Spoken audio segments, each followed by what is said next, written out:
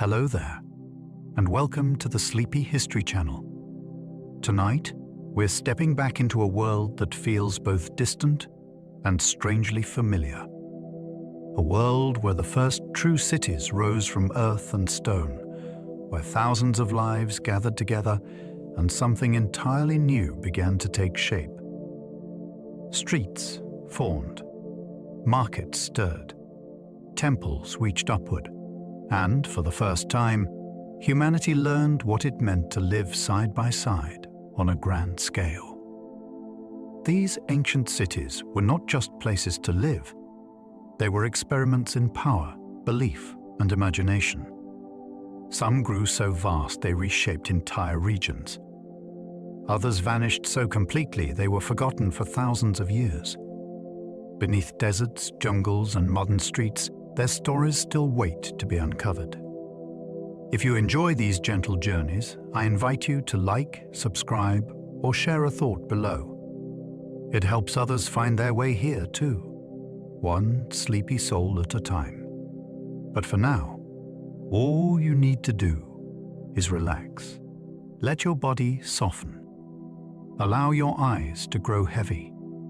And let your mind unwind as we wander through the rise and mystery of ancient cities. Let's begin.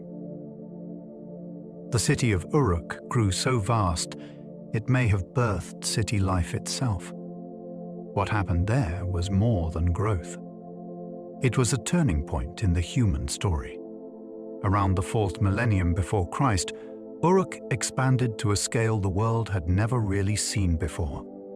Its people built monumental temples, organized labor on a massive level, and created systems for storing grain, tracking goods, and managing workers.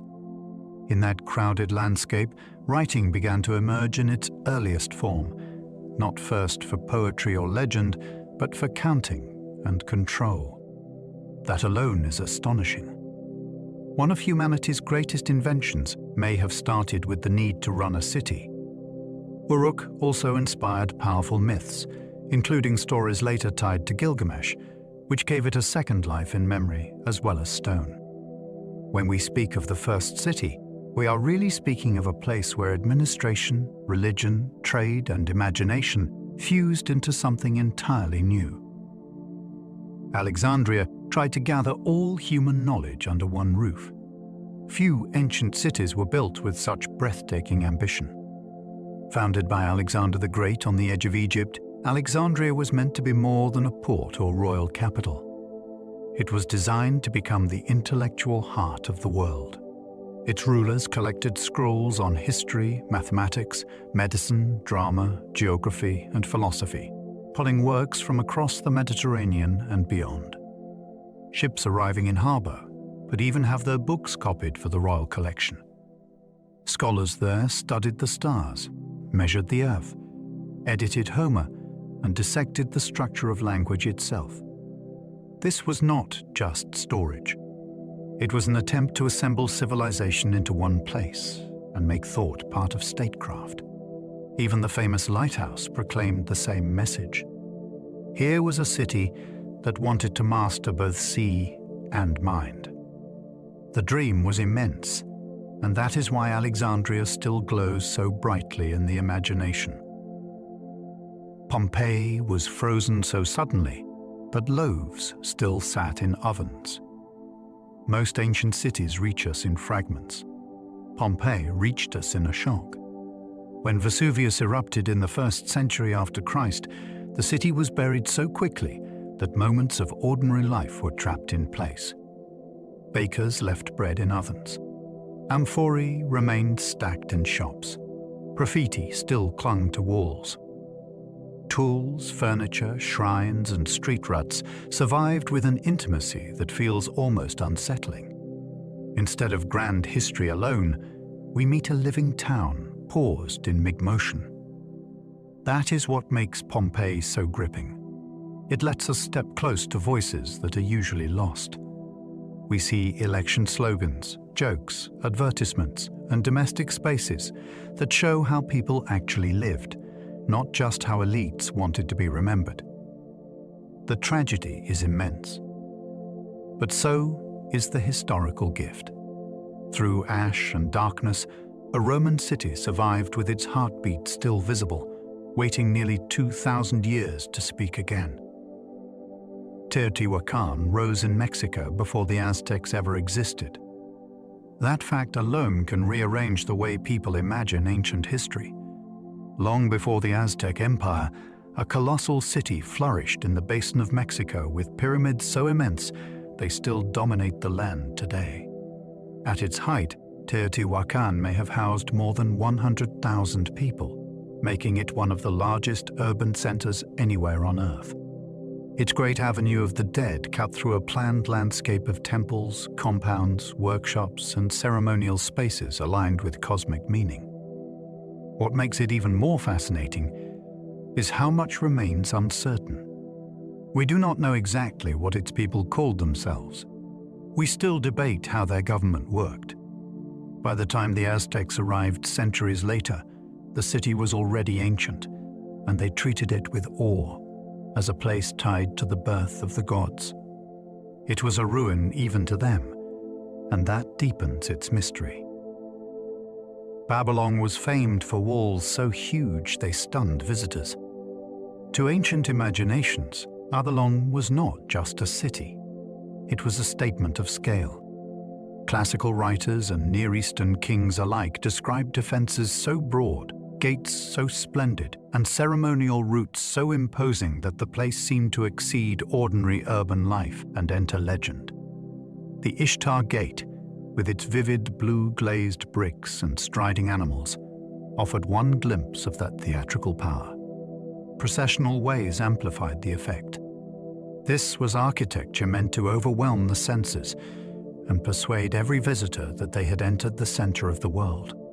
Babylon also carried a different kind of grandeur through astronomy, scholarship, and royal display. It became a city people talked about even when they had never seen it. Very few places become symbols in their own lifetime. Babylon did.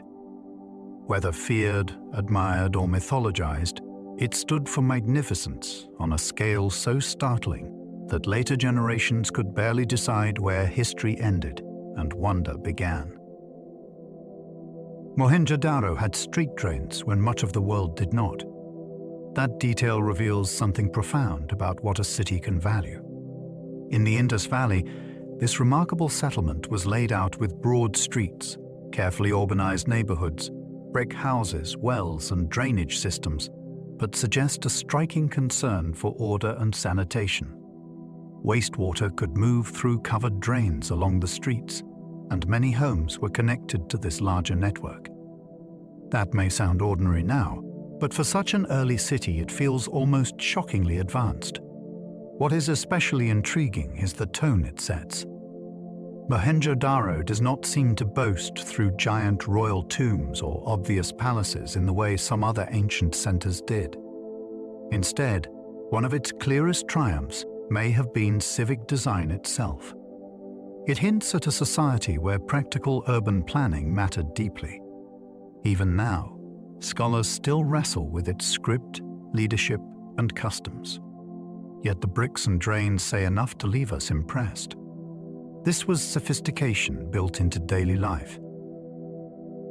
Rome drank from aqueducts that carried mountain water into the city. One of the marvels of ancient Rome was not only what its builders raised, but what they made flow. Aqueducts brought fresh water from distant hills and springs across valleys, through tunnels, and over arcades that still astonish people now. By the imperial period, Rome had access to such enormous supplies that fountains spilled day and night. Public baths welcomed huge crowds, and even many private homes could enjoy running water. That transformed daily life. Washing, cooking, industry, and leisure all took on a scale few ancient cities could match. The real wonder is that much of this depended on gravity and careful gradients rather than pumps. The system had to fall just enough to keep moving, but not so much that it tore itself apart. In a sense, Rome conquered landscapes first, then redirected them. It turned distant water into civic power comfort, prestige, and the living pulse of the capital. Ancient cities were engines of power, trade, ritual, and imagination. They did not simply gather people together. They changed what people could become together. In a city, grain could be taxed, armies could be supplied, temples could stage ceremonies for entire populations, and merchants could bring distant worlds into a single marketplace. Ideas moved faster there. So did goods, diseases, ambitions, and beliefs. A ruler in one quarter might command labor for walls or canals, while scribes in another recorded debts, prayers, and laws. Meanwhile, artisans shaped luxury objects from imported stone, metal, cedar, or shell. That concentration created intensity.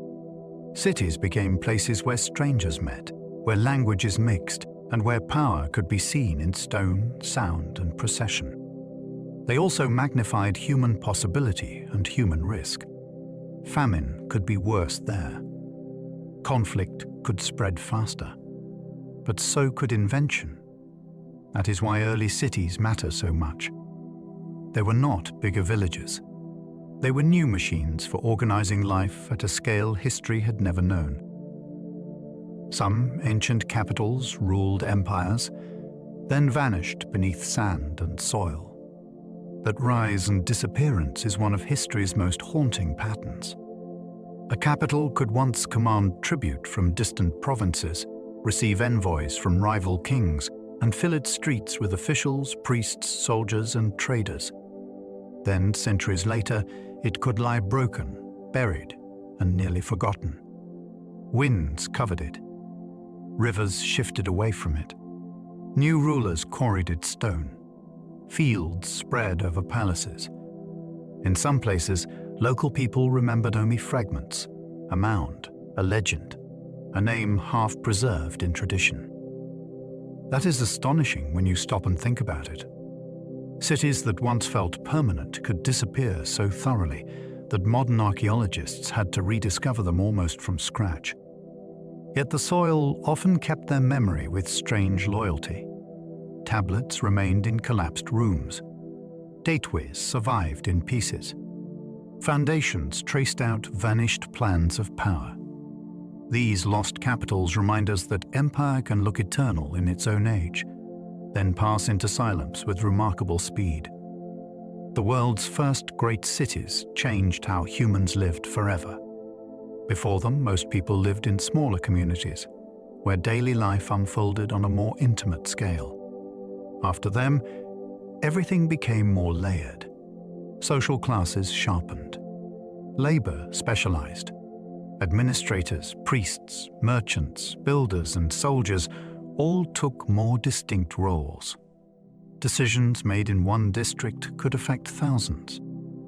Storage, taxation, law, and ceremony became more formal because they had to. Cities also changed the human relationship with time. Large populations needed calendars, records, and routines that could bind strangers into a shared system. They changed the relationship with space as well. Walls marked inside and outside. Roads tied centers to hinterlands. Monuments taught people where authority lived. Once that urban threshold had been crossed, history moved differently. Even societies that rejected cities still had to reckon with neighbors who used them. That is why the first great cities matter so much. They did not merely add buildings to the landscape. They reworked the possibilities of civilization itself. Jericho was ancient when the pyramids of Egypt were still unbuilt. That is one of those facts that quietly resets your sense of time. Jericho reaches back so far that it belongs to the earliest chapters of settled human life. People were living there near a spring in the Jordan Valley, thousands of years before the great stone monuments of Egypt rose above the desert. Even more astonishing, the site preserves evidence of walls and a tower from very early in its history, which hints at organized labor on a scale we do not usually expect from such a distant age. This was not yet the world of famous empires and literate kings. It was a much earlier experiment in permanence. Families returned, rebuilt, adapted, and stayed. Layer after layer gathered into a mound that became a record of deep habitation. Jericho matters because it shows that urban roots run into astonishing depth, into an age so early it almost feels prehistoric to the imagination. Çatalhöyük packed homes so tightly people entered through their roofs. To picture this place properly, you almost have to forget the modern street. At Çatalhöyük, houses were built wall against wall in a dense honeycomb of mud brick with almost no roads threading between them. People moved across the settlement by walking over rooftops, then climbed down ladders through openings above.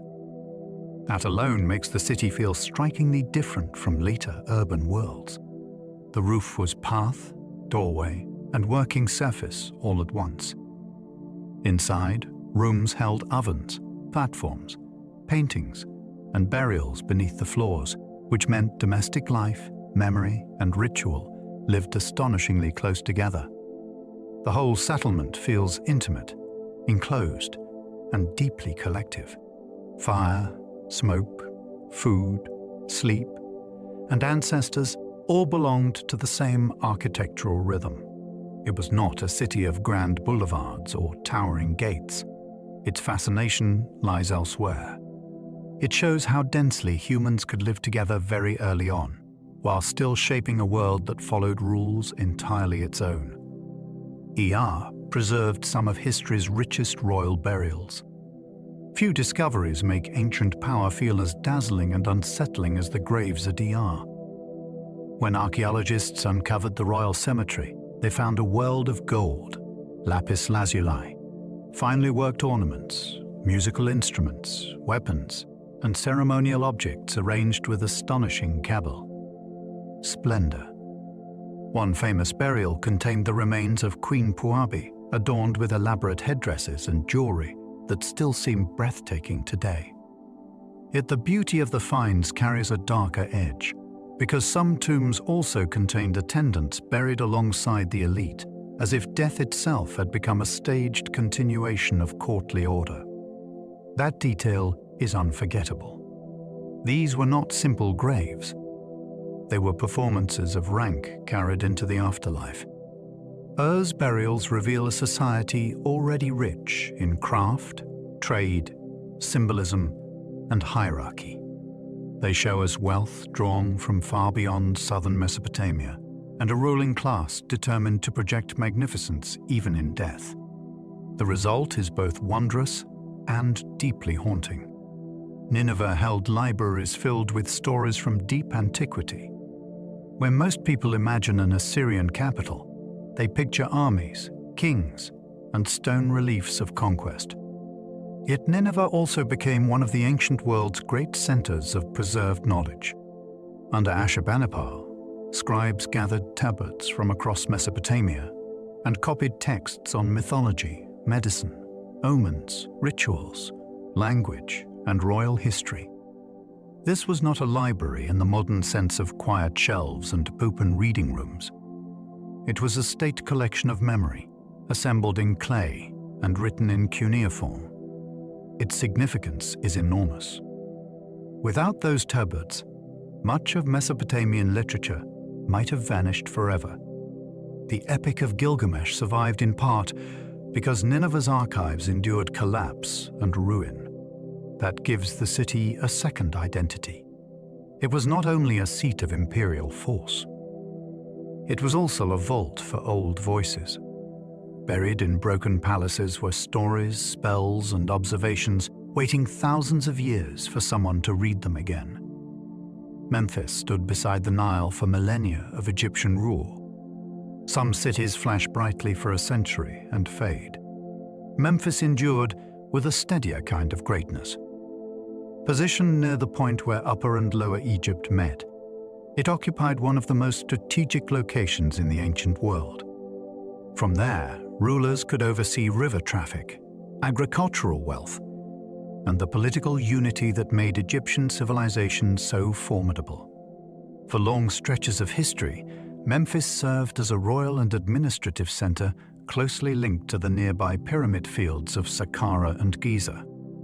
That alone gives it extraordinary weight. The city stood near monuments that still define ancient Egypt in the modern imagination. Yet its own significance was broader.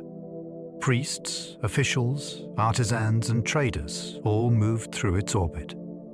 Temples there were tied to powerful cults, especially that of PTA.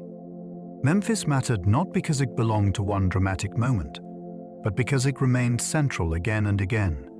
Through dynasties, conquests, and long centuries of change, Thebes rose to glory through temples, tombs, and river wealth.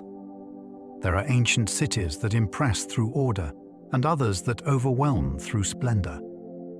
Thebes belongs to the second kind. In southern Egypt, it grew into a center of immense religious and political importance, especially during the periods when its rulers drove out rivals and projected Egyptian power far beyond the Nile. What remains around the site still feels staggering.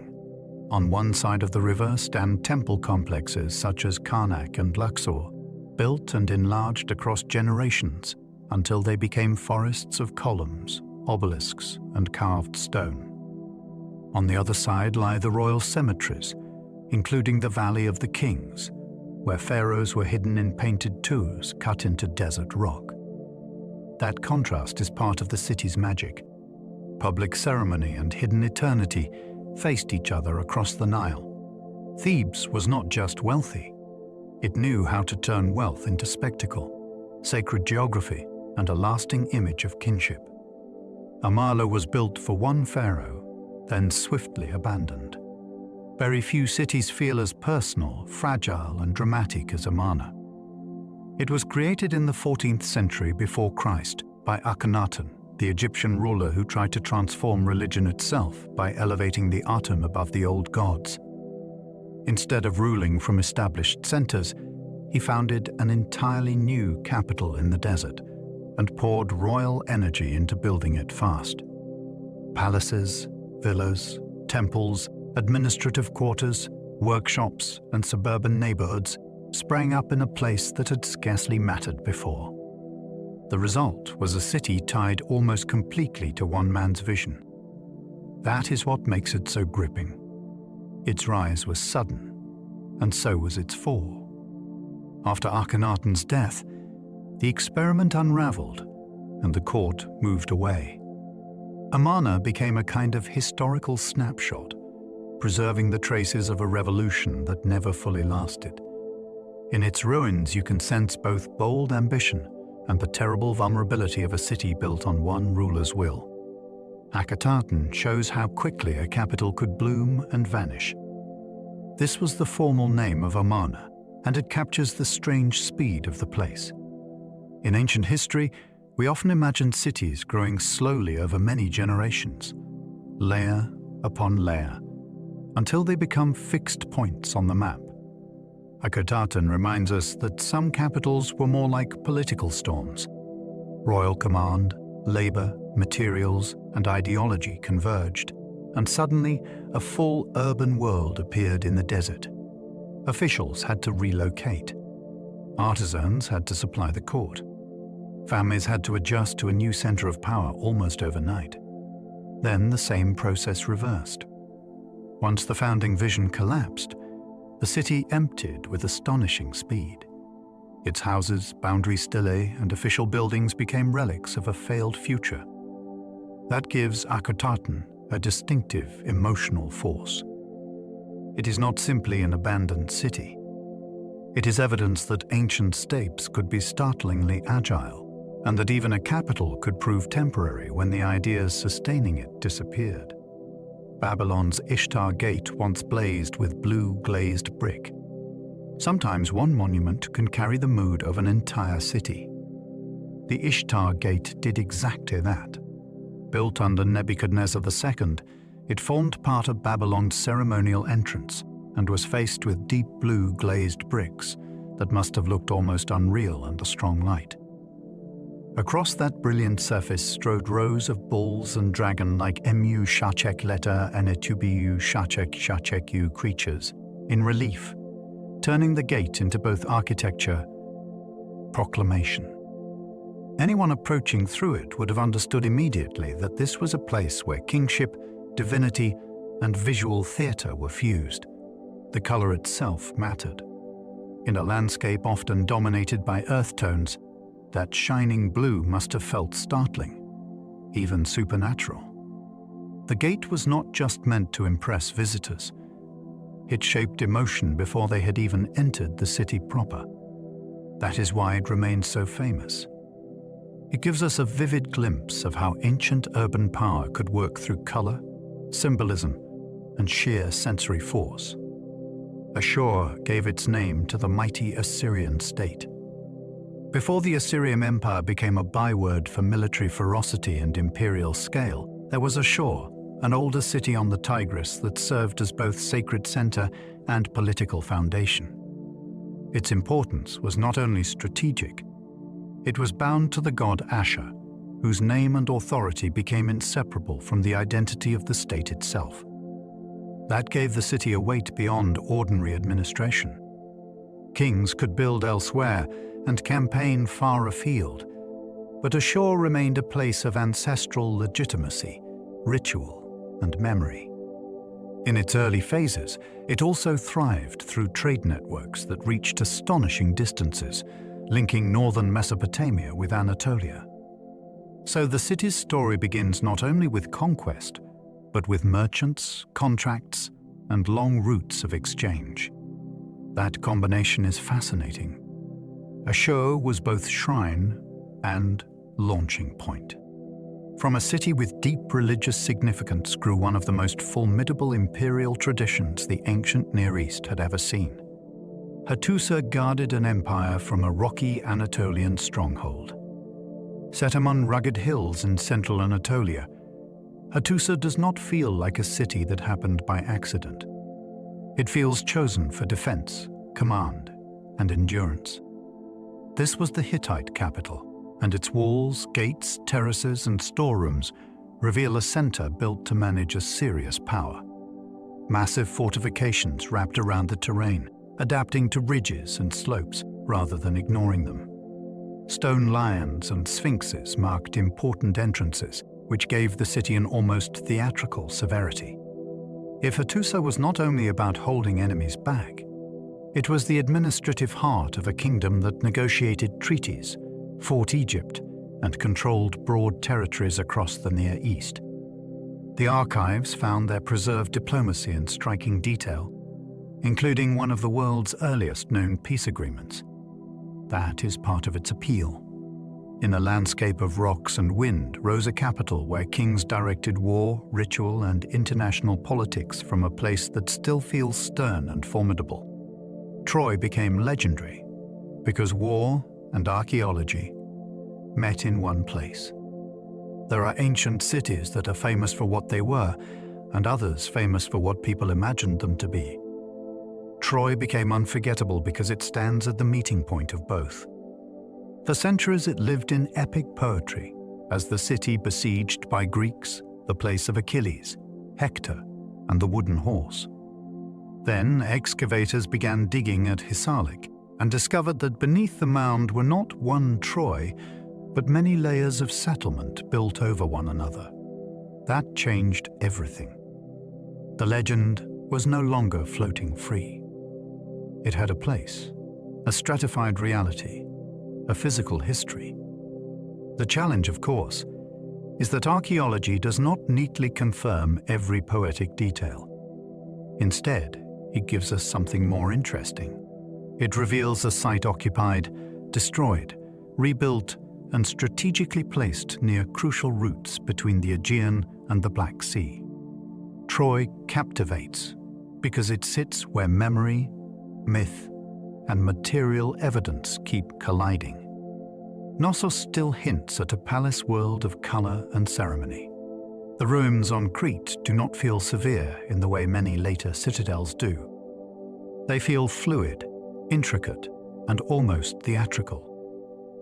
Knossos, associated with the Minoan civilization, preserves traces of a complex centered on storerooms, courtyards, workshops, staircases, and ceremonial spaces arranged in ways that still spark debate.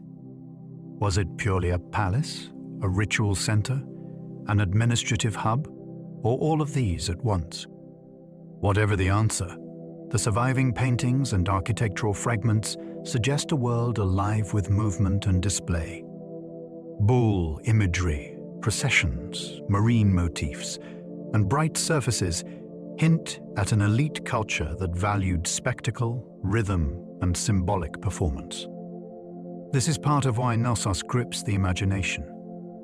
It feels less like a grim fortress and more like a carefully staged environment where power flowed through gathering, ritual, storage, and visual brilliance. It also helped inspire later Greek myths, which only deepens the site's enduring allure. Mycenae buried its rulers behind walls of giant stone. If Knossos suggests elegance, Mycenae announces strength. The citadel in mainland Greece was enclosed by what later Greeks called Cyclopean walls, so enormous that they imagined only giants could have built them. That reaction tells you a lot. Even in antiquity, these fortifications looked astonishing. Within the enclosure lay a center of royal authority, tied to warfare, trade, and elite display during the late Bronze Age. Shaft graves discovered their revealed masks, weapons, cups, and ornaments of extraordinary richness, which gave scholars their first dramatic glimpse into the world that may lie behind later tales of heroic kings. Mycenae was not just wealthy. It was deliberate about making power visible through stone, position, and burial. The famous Lion Gate still carries that message. Entering the city meant passing through an image of guarded authority. This was a place that wanted to be seen as enduring, formidable, and worthy of command long after its rulers were gone. Athens turned debate, drama, and philosophy into urban power. Many cities became great through conquest or trade alone. Athens became something rarer. It made intellectual and civic life part of its identity in a way that still shapes the modern world. In the 5th century before Christ, this city was a place where citizens gathered in assemblies. Legal arguments unfolded before large juries, playwrights staged tragedies and comedies for public festivals, and philosophers challenged received wisdom in streets and gymnasia. That does not mean Athens was perfectly free or fair. It depended on empire, slavery, and exclusion. Yet the concentration of argument there was extraordinary.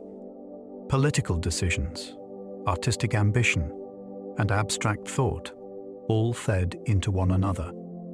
The Acropolis symbolized grandeur, but the city's deeper fascination lies in its noise of voices. People were constantly speaking, persuading, questioning, and performing. Athens shows that a city can project power not only through walls and armies, but through institutions of speech that change how humanity thinks. Sparta mattered deeply, though its city looked strangely modest. That contrast is one of the most intriguing things about Sparta.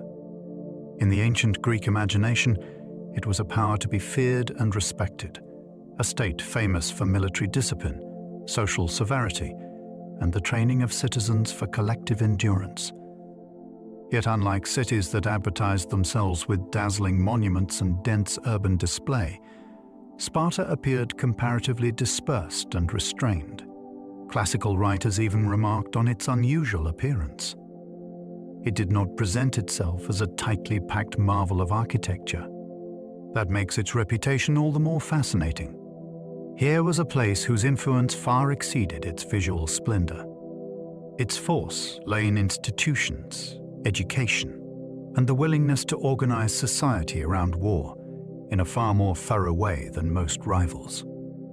Sparta reminds us that urban importance is not always measured by skyline or ornament. Sometimes a city dominates the imagination because of how it shapes people. In this case, the shaping was intense, famous, and unsettling. Corinth prospered because it sat between two seas. Geography gave Corinth one of the great advantages of the ancient Mediterranean. It stood near the narrow isthmus linking mainland Greece with the Peloponnese, between the Saronic Gulf on one side and the Corinthian Gulf on the other. That meant goods, travelers, and ideas passing east to west or north to south all had reason to pay attention to Corinth. Ships could avoid the dangerous voyage around the southern cape by using the isthmus route, and cargo could be hauled across land instead. Wealth followed that position. So did influence. The city became famous for commerce, craftsmanship, and strategic importance, and it could play larger powers against one another because its location mattered so much. This was not an accidental harbour town. It was a hinge in the Greek world. Corinth shows how a city can become powerful by occupying the place where movement narrows, slows, and becomes impossible to ignore. Miletus helped turn observation of nature into early science. What makes Miletus so remarkable is not just its prosperity as an Ionian port, but the kind of thinking associated with it. This city on the western coast of Anatolia became linked with figures such as Thales, Anaximander, and Anaximenes, thinkers who tried to explain the world through natural principles rather than through inherited myth alone. That shift matters enormously. They asked what the cosmos was made of, how change happens, and whether order could be understood by reasoned inquiry. We should not imagine modern laboratories or fully developed science.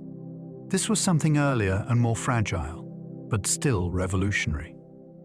In a thriving maritime city connected to trade, navigation, colonization, and foreign knowledge, curiosity seems to have taken a new form. Miletus represents a moment when urban life encouraged explanation as well as exchange. Merchants crossed seas there, but ideas crossed boundaries too. The result was a city remembered not only for wealth, but for thought. Ephesus drew pilgrims, merchants, and emperors to one glittering port. Some cities gather importance from one source. Ephesus gathered it from several at once. It was a major harbor on the coast of Asia Minor, which made it a natural center of trade and movement. It was also home to the great temple of Artemis, one of the wonders of the ancient world, which brought religious prestige and streams of visitors.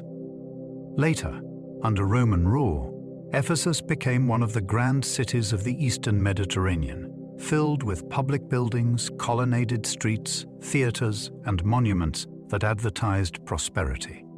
That layered identity is what makes it so compelling. Sacred destination, commercial hub, and imperial showpiece all occupied the same urban space. You can imagine the variety of people passing through it: sailors, priests, craftsmen, officials, travelers, and spectators. Ephesus reveals how an ancient city could sparkle not because it served one role perfectly, but because it combined devotion, wealth, and display with unusual brilliance. Pergamon crowned its hill with libraries, temples, and royal ambition. To approach Pergamon was to see power staged vertically. The city rose on a steep hill in western Anatolia, and its rulers used that height brilliantly.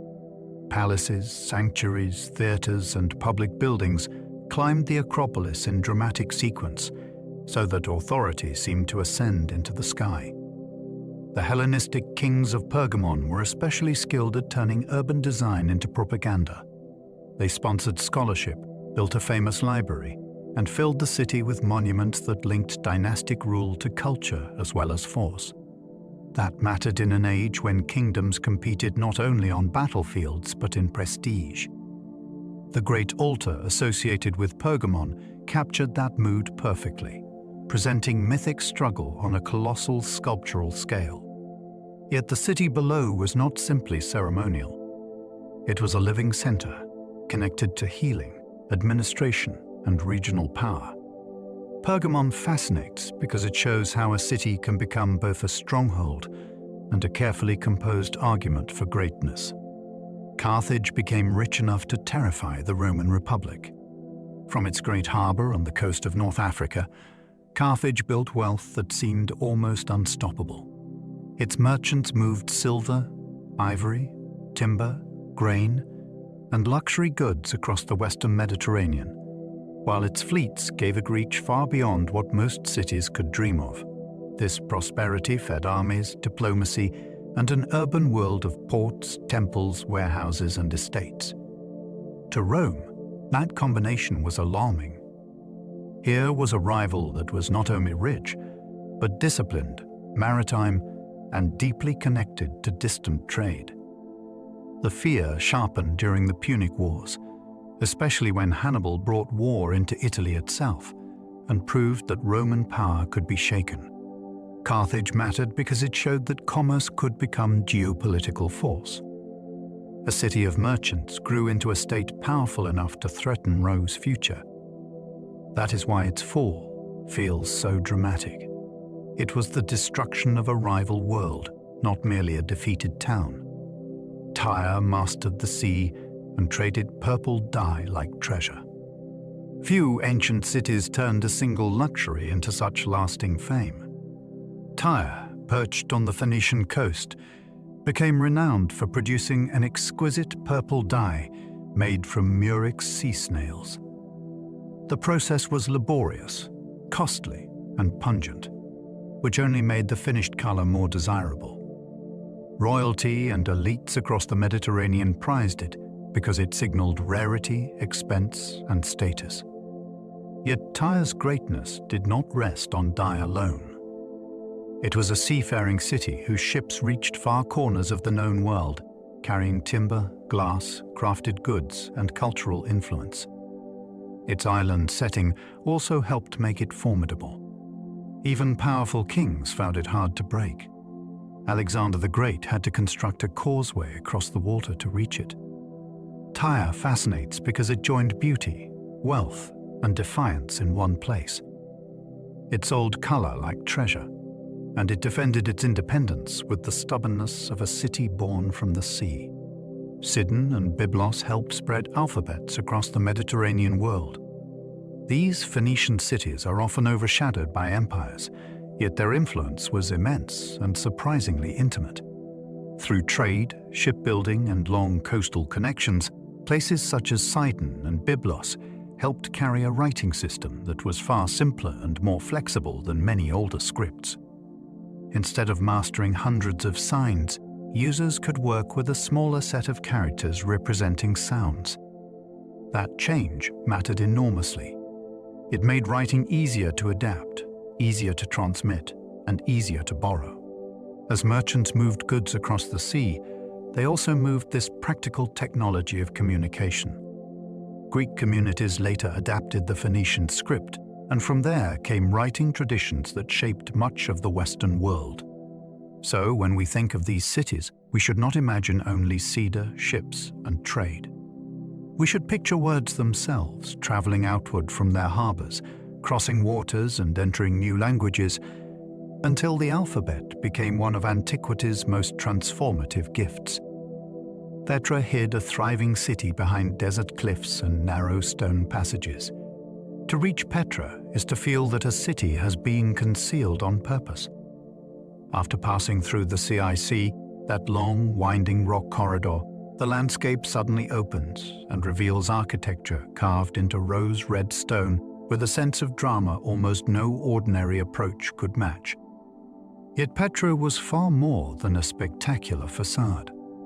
It was the Nabatean capital, positioned to profit from caravan trade moving frankincense, myrrh, spices, and other valuable goods across Arabia and into the wider Mediterranean world. Water management made this possible. In a harsh environment, its builders created channels, systems, and systems of collection that turned an exposed desert basin into a place capable of sustaining urban life. That combination is what makes Petra so extraordinary. It married natural theater with commercial intelligence. Hidden among cliffs, it became both a fortress of stone and a crossroads of wealth, where merchants entered through silence and found a city alive inside the rock. Palmyra flourished because caravans needed an oasis between empires. In the Syrian desert, distance could destroy a journey. That is why Palmyra mattered so much. It stood where caravans crossing harsh landscapes could find water, rest, protection, and a gateway to wider networks linking the Roman world with Mesopotamia and beyond. Its wealth grew from that essential position. Goods such as silk, spices, precious stones, and luxury items passed through its merchants' hands. And the city turned this movement into colonnaded streets, temples, tomb towers, and civic grandeur that looked astonishing in the middle of arid country. Palmyra also developed a culture with a distinctive blend of influences. Roman, local, and Eastern traditions met there in language, art, dress, and religion. That mixture gave the city a fascinating identity all its own. It was never just a stop on the way somewhere else. It became a desert metropolis because it transformed geography into opportunity, and because the spaces between empires can sometimes make a city powerful. Jerusalem became sacred to billions because of its ancient past. Very few cities carry emotional and spiritual weight on the scale of Jerusalem. Its importance was not created in a single century or by one empire alone. It deepened over time through memory, scripture, kingship, destruction, longing, and return. For ancient Israel, it became the city of David and the site of the temple, which made it central to worship and identity. Later, its significance expanded through Christianity as the setting for crucial events in the life, death, and resurrection of Jesus. Then it became deeply sacred in Islam as well, tied to the night journey and early devotion. This layered holiness is why Jerusalem cannot be understood as only a political capital or archaeological site. It exists in ritual, prayer, and imagination across continents. Its stones matter because they are bound to stories people live by. The city's ancient past still shapes modern devotion, which means Jerusalem remains not only remembered, but continuously felt. Antioch rivaled Rome and Alexandria in wealth and fame. At its height, Antioch was one of the great cities of the ancient Mediterranean, a place so large and cosmopolitan that it stood beside Rome and Alexandria in reputation.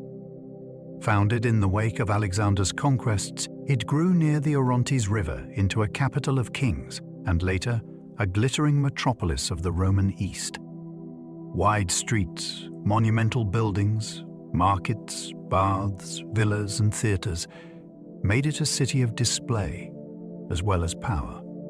Its location helped enormously.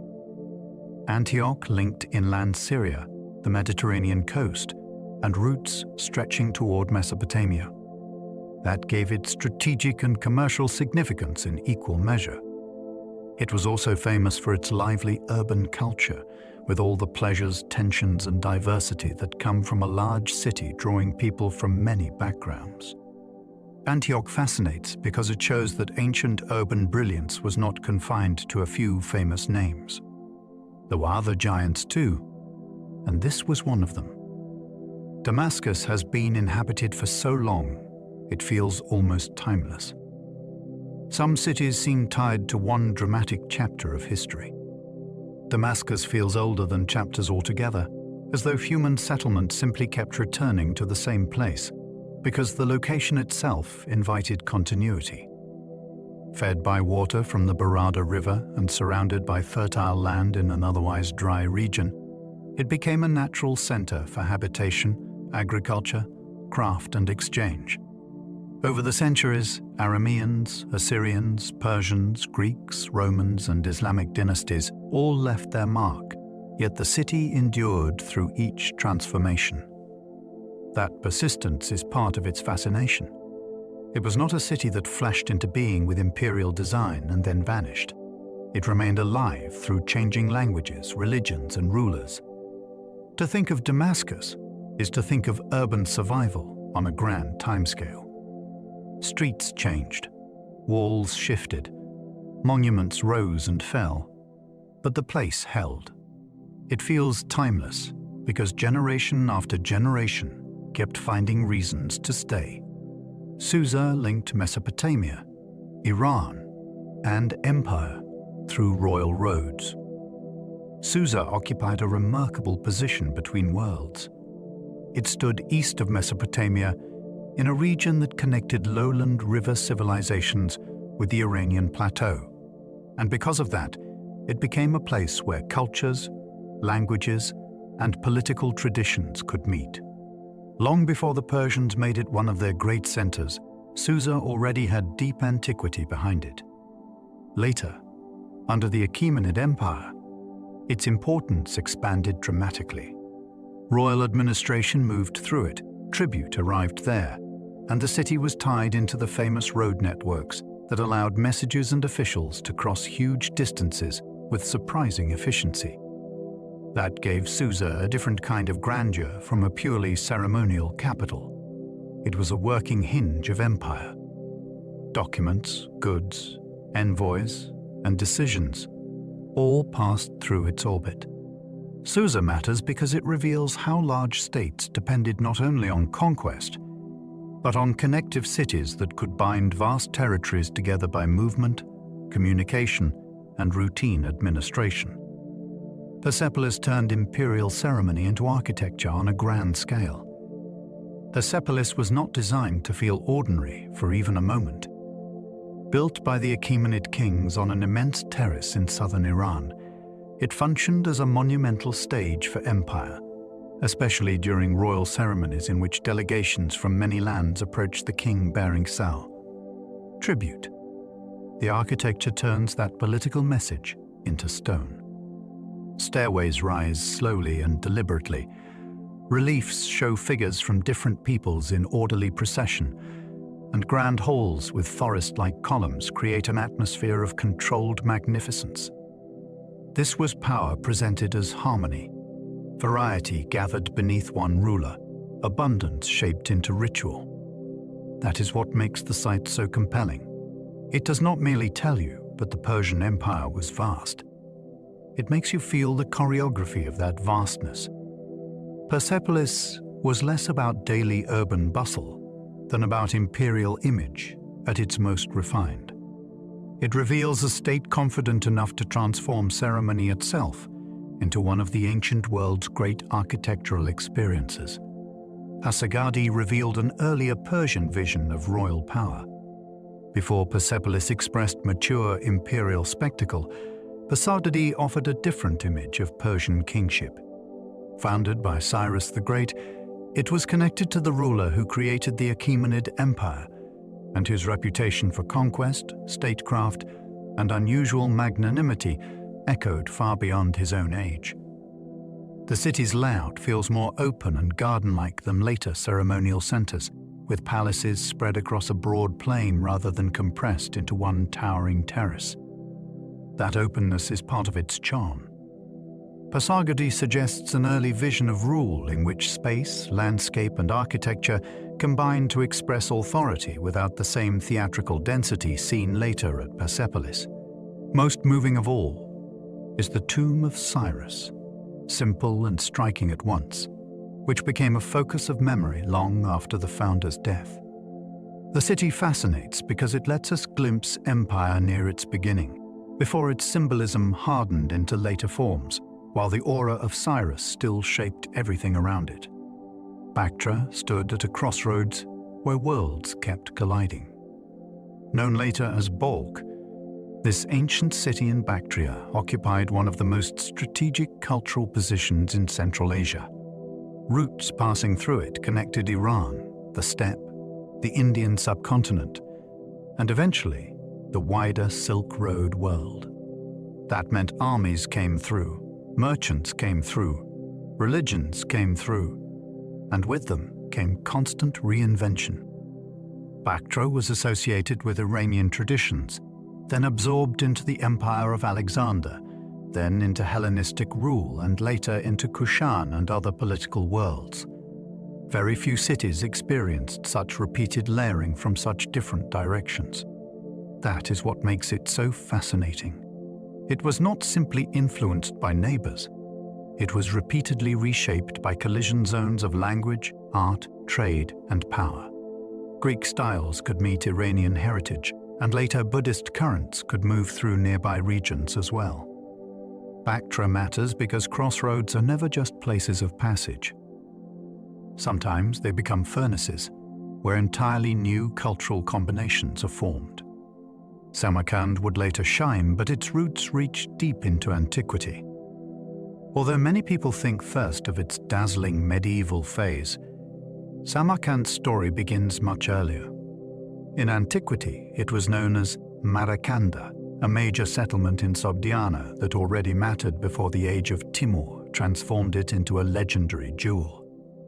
Alexander the Great captured it and reportedly remarked on its beauty, which tells us something important. This was not a minor stop in the landscape.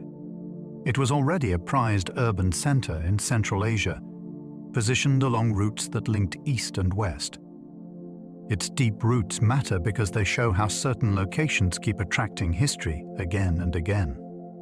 Fertile surroundings, trade connections, and strategic placement gave Samarkand durability long before its most famous monuments appeared. That persistence is its real wonder. The city did not suddenly emerge in brilliance from nowhere. It had been gathering importance for centuries, preparing the ground for later splendor through an older and often overlooked ancient life.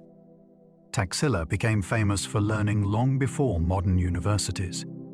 In the northwestern subcontinent, Taxila grew into something extraordinary, a city associated not only with trade and political importance, but with study on a scale that captured the imagination of later tradition.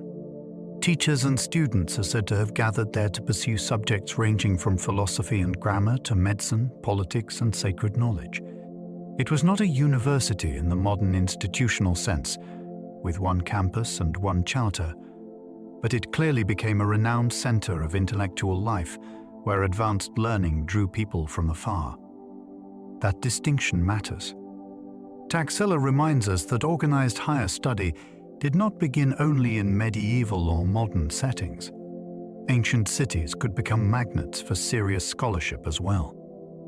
Its wider history deepens the fascination because it also sat at a meeting point of Persian, Indian, and Hellenistic influences. So the city was never only academic.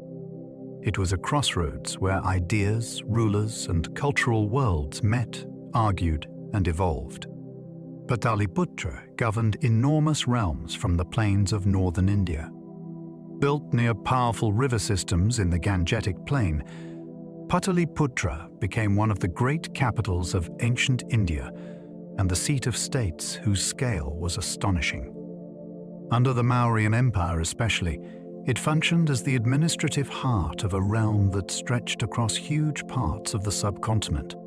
Classical visitors described it as a vast city defended by walls, towers, and moats, while Indian traditions remember it as a center of kingship and political strategy. The location mattered enormously. Rivers supported movement, agriculture, and communication, making the city an ideal place from which to coordinate power over wide distances. Pataliputra fascinates because it shows empire not as a vague abstraction, but as something managed from a real urban center full of officials, courtiers, messengers, and planners. The decisions made there shaped millions of lives. It was a city where geography and statecraft combined to produce one of antiquity's most formidable seats of rule. Varanasi endured through faith, ritual, and the sacred river. Many ancient cities survived because they controlled trade or armies. Varanasi endured because it became woven into spiritual life at the deepest level. Set beside the Ganges, it has for centuries been one of the holiest cities in Hindu tradition, a place where ritual, pilgrimage, cremation, learning, and devotion all converge. The riverfront ghats embody this continuity with extraordinary force. There, daily life and cosmic hope meet in the same physical space. People bathe, pray, study, mourn, and seek liberation within a setting that ties earthly time to sacred meaning. That is why Varanasi feels so different from cities whose greatness depends mainly on imperial display. Its power lies in repetition. Generation after generation has renewed its significance through acts performed again and again at the water's edge. The city fascinates because it has endured not just as a settlement, but as a lived sacred landscape, where memory is constantly refreshed by ritual in the present. Ujjain linked astronomy, trade, and kingship in ancient India. Ujjain occupies a wonderful intersection of themes that do not always appear together. It was an important city in central India, strategically placed on trade routes that helped connect northern and western regions of the subcontinent. Yet it was also associated with astronomy and calendrical learning, which gave it a scientific and intellectual dimension beyond ordinary commerce. In later traditions, it became one of the key reference points for measuring time and celestial calculation, and that association reflects deeper patterns of observation and scholarship tied to urban centers. At the same time, Ujjain belonged to the political life of ancient kingdoms and dynasties, which meant commerce, courtly authority, and learned activity all overlapped there. That mixture makes it especially compelling. It was not simply a market city or a royal city. It was a place where movement across the land could meet movement across the heavens, and where governance itself could be linked to cosmic order. Anuradhapura built giant reservoirs that turned dry land fertile. In Sri Lanka, Anuradhapura became one of the ancient world's most impressive examples of water-centered urban civilization.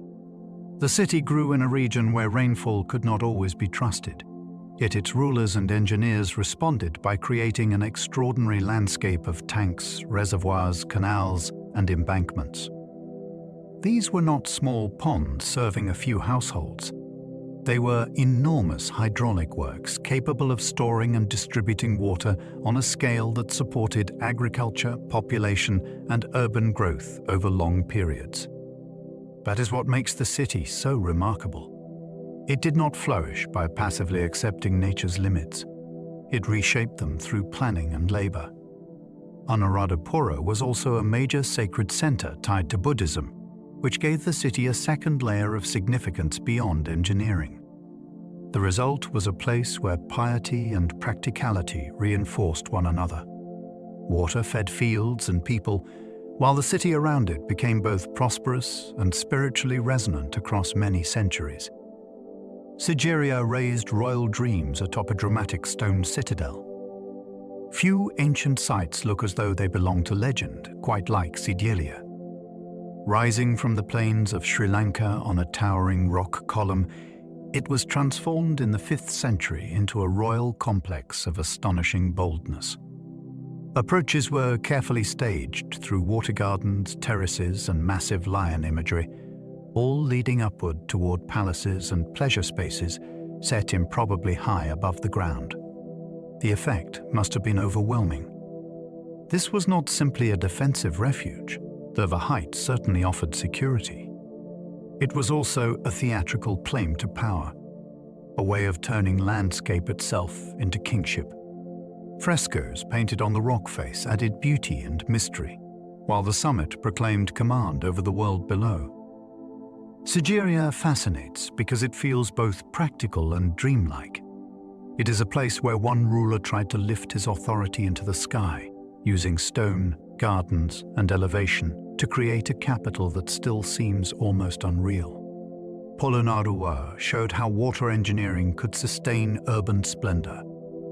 When political power shifted in Sri Lanka, Polonnaruwa rose as a major center that carried forward and refined a long tradition of hydraulic mastery. Reservoirs, channels, and controlled distribution of water made it possible to sustain agriculture and urban life in conditions that demanded intelligent planning. This technical skill supported not just survival, but real magnificence.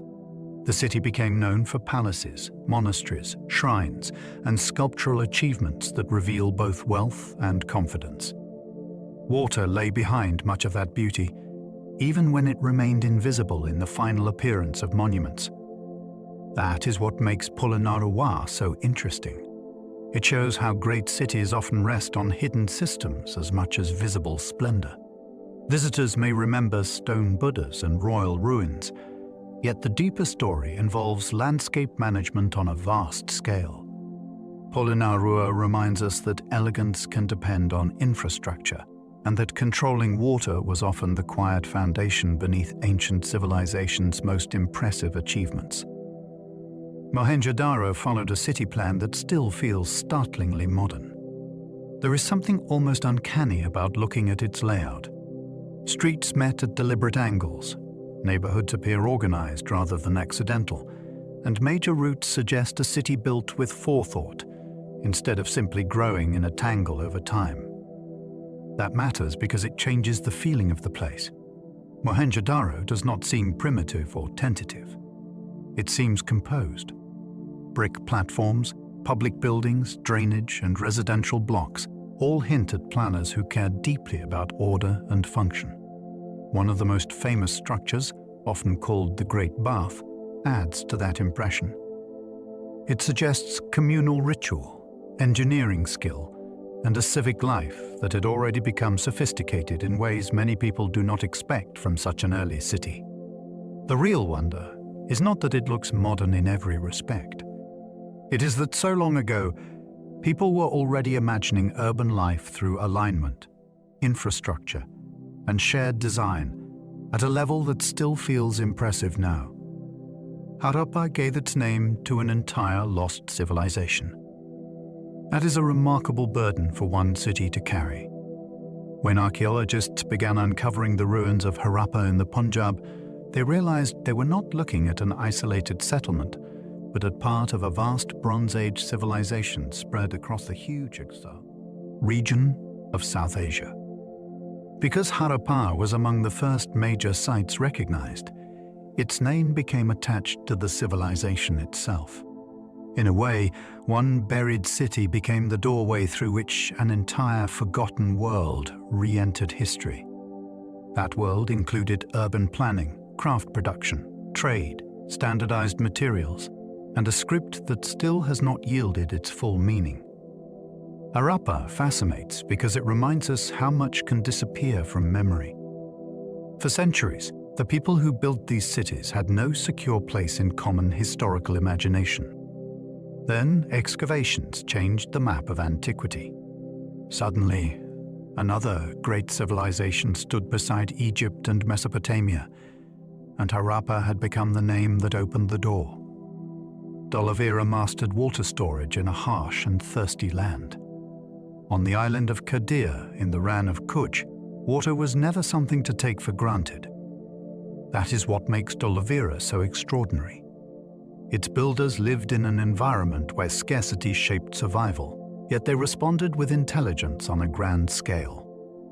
Reservoirs, channels, bunds, and carefully designed catchment systems allowed the city to trap and manage precious rainfall and runoff with astonishing skill. The settlement itself was laid out in a highly structured way, but the water systems give it its deepest dramatic force.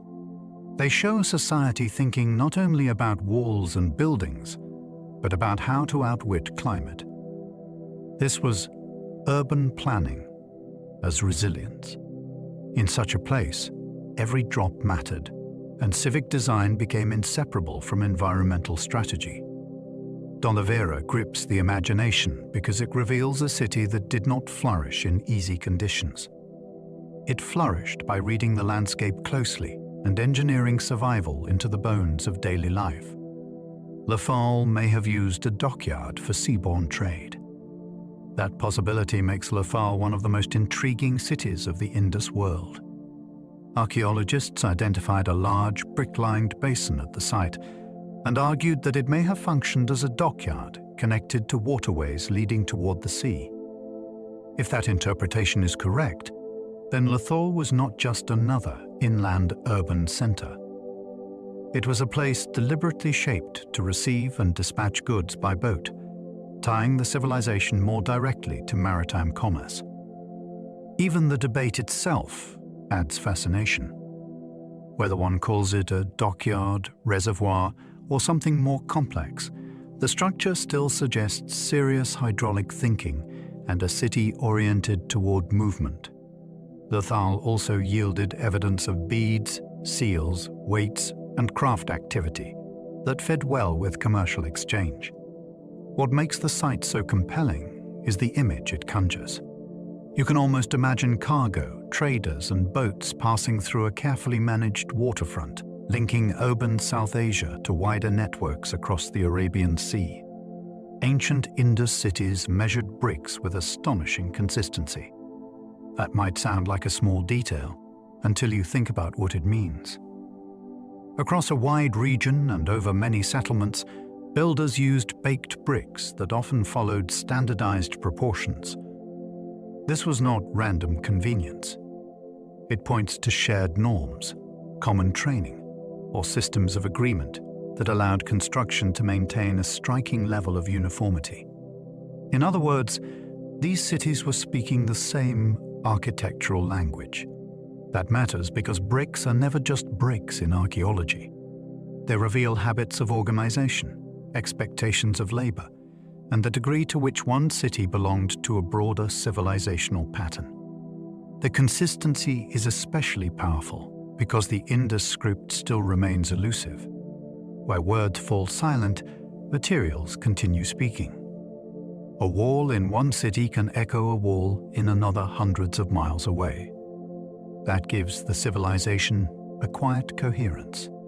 Its urban world was bound together not only by ideas we cannot yet read, but by dimensions people repeated with remarkable care. Their script still resists scholars after generations of study. That mystery is one of the great unfinished stories of the ancient world. The people of the Indus civilization left signs on seals, tablets, pottery, and other objects, and those signs are clearly not random marks. They form patterns, recur in meaningful ways, and belong to a system that must once have communicated something important. Yet despite decades of work, no widely accepted decipherment has emerged. We do not know the language behind the signs with certainty, and the texts are usually short, which makes the puzzle even harder. That uncertainty gives every Indus city an extra layer of intrigue. We can admire the planning, trade, and craftsmanship, but the voices remain just out of reach. It is like standing in a beautifully ordered city while hearing only fragments through a wall. The script fascinates because it reminds us that civilization can be visible without being fully legible, and that some of history's most advanced urban worlds still keep their thoughts largely concealed. Many Indus cities seem orderly without obvious royal monuments. That absence is one of the most striking things about them. In many ancient civilizations, power announces itself loudly through giant palaces, triumphal inscriptions, royal tombs, or statues of rulers proclaiming their importance. The Indus world often feels different. Its cities show planning, standardization, and impressive civic works, yet they do not offer the same clear spectacle of kingship. That raises fascinating questions. Was power organized in a less theatrical way? Did authority rest in councils, merchant groups, priestly networks, or institutions we still do not fully understand? The point is not that hierarchy did not exist. It almost certainly did. The point is that it may have presented itself differently from the monumental styles familiar in Egypt or Mesopotamia. That gives these cities a distinctive mood. They feel managed, disciplined, and interconnected, yet not obsessed with advertising a single ruler in stone. Their order seems to rise from the city as a whole, which makes them all the more intriguing. Some ancient streets were laid out with calm, geometric precision. There is a particular beauty in that kind of planning. Instead of winding unpredictably around older buildings, Some early urban streets in the Indus world appear arranged with measured intention, creating a sense of rhythm, balance, and ease. The geometry matters not only because it looks impressive on a map, but because it shapes how a city works. Movement becomes more predictable. Drainage can be integrated more effectively. Neighborhoods gain a legible structure. For people living there, this would have changed the feel of daily life. Order was not just abstract. It was something you walked through. What is especially fascinating is the emotional effect. These cities do not always project grandeur through towering monuments. They project confidence through design. Straight lines, repeated alignments, and well-proportioned blocks create an atmosphere of control that still speaks thousands of years later. The precision feels calm because it suggests a world where thought had already entered the very layout of urban life. Wells inside homes made water part of daily urban life. That detail brings the city closer to us at once. Instead of imagining water only as something fetched from a distant river or shared from a public source, we find houses in some Indus settlements equipped with their own wells. This transformed water from an occasional necessity into a built feature of domestic routine. Cooking, washing, and household maintenance could happen within an environment already shaped around ready access. That tells us something profound about urban priorities. The city was not just built for rulers, traders, or ritual specialists. It was also built around repeated ordinary needs. A well inside a home suggests privacy, convenience, and a refined understanding of domestic infrastructure. It also hints at labor saved and daily rhythms smoothed. Archaeology often dazzles us with grand structures, but features like this can be just as astonishing. They show that one of the great achievements of ancient urbanism was not always spectacle. Sometimes it was making life work better at home. Sanitation could be a mark of sophistication, not luxury. That is one of the clearest lessons the Indus cities offer. Modern people sometimes imagine advanced civilization through glittering monuments, precious objects, or dramatic kings. Yet here we find a different kind of brilliance, one expressed through drains, bathing spaces, controlled water flow, and practical concern for cleanliness and urban maintenance. This matters because sanitation is not decorative. It requires planning, labor, and a collective decision that health and order are worth building into the city itself. Covered drains along streets, brick-lined channels, and arrangements for wastewater suggest a society that understood urban life could become unpleasant and dangerous without careful management. That insight feels deeply mature. Sophistication was not only about grandeur. It was about designing systems that allowed dense populations to function with dignity and stability. In this sense, the Indus world still surprises us. It reminds us that one of the true signs of urban refinement may be the quiet, unglamorous infrastructure people rarely praise enough. Teotihuacan housed thousands beneath pyramids aligned with cosmic order. To stand there is to feel scale and intention at once.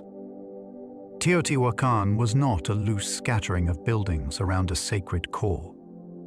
It was a colossal planned city with broad avenues, apartment compounds, workshops, and monumental pyramids that dominated the landscape. The Pyramid of the Sun and the Pyramid of the Moon were not simply large. They were embedded in an urban vision that linked architecture to celestial patterns and sacred orientation. That is what gives the city its special force. Ordinary life unfolded beneath monuments that seemed to place the whole settlement in conversation with the cosmos. Thousands of people lived within compounds that suggest extended households, craft production, and social organization on a massive scale. Yet the city still keeps some of its deepest secrets. We do not know all we would like to about its rulers, language, or full political structure. That uncertainty makes Teotihuacan feel even more powerful, as though a giant city still partly speaks in riddles. Monte Alban rose on a leveled mountaintop above Oaxaca. The first astonishment is the location. Rather than growing naturally on a valley floor, Monte Alban was created high above Oaxaca, on a mountain ridge that had to be reshaped to make the city possible. Builders literally transformed the summit, leveling large areas to create plazas, platforms, temples, tombs, and ceremonial architecture. That decision gives the city a dramatic sense of command. From above, it watched over the valleys below like a place designed not merely for habitation, but for dominance and symbolic presence. It became a major center of Zapotec power and one of Mesoamerica's earliest true cities. The site's monuments, carved stones, and long occupation reveal political ambition intertwined with ritual authority. What makes Monte Alban so unforgettable is the sheer audacity of it. This was not a city that accepted the land as it found it. It remade a mountain and then turned that achievement into a statement visible across the whole region. Tikal pierced the jungle canopy with towering Maya temples. Few cityscapes in the ancient world feel as dramatic as Tikal. Deep in the lowland forests of Guatemala, its temples rose high above the trees, turning the skyline into a series of stone peaks, visible from afar. That image alone is extraordinary. In a world of dense jungle, architecture had to climb if it wanted to dominate. Tikal did exactly that.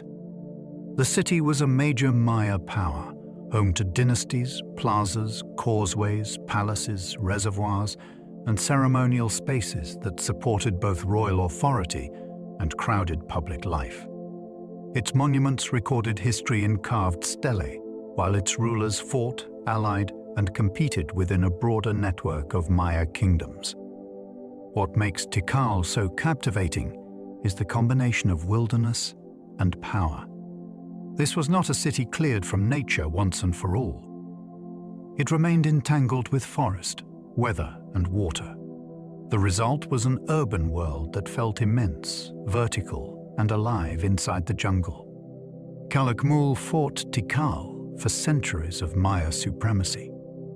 This rivalry gives the Maya world a thrilling political drama. Calakmul, based in what is now southern Mexico, emerged as one of Tikal's greatest and most persistent competitors. These were not isolated cities existing quietly in parallel. They were major powers locked in long struggles through warfare, diplomacy, alliance building, and strategic marriages.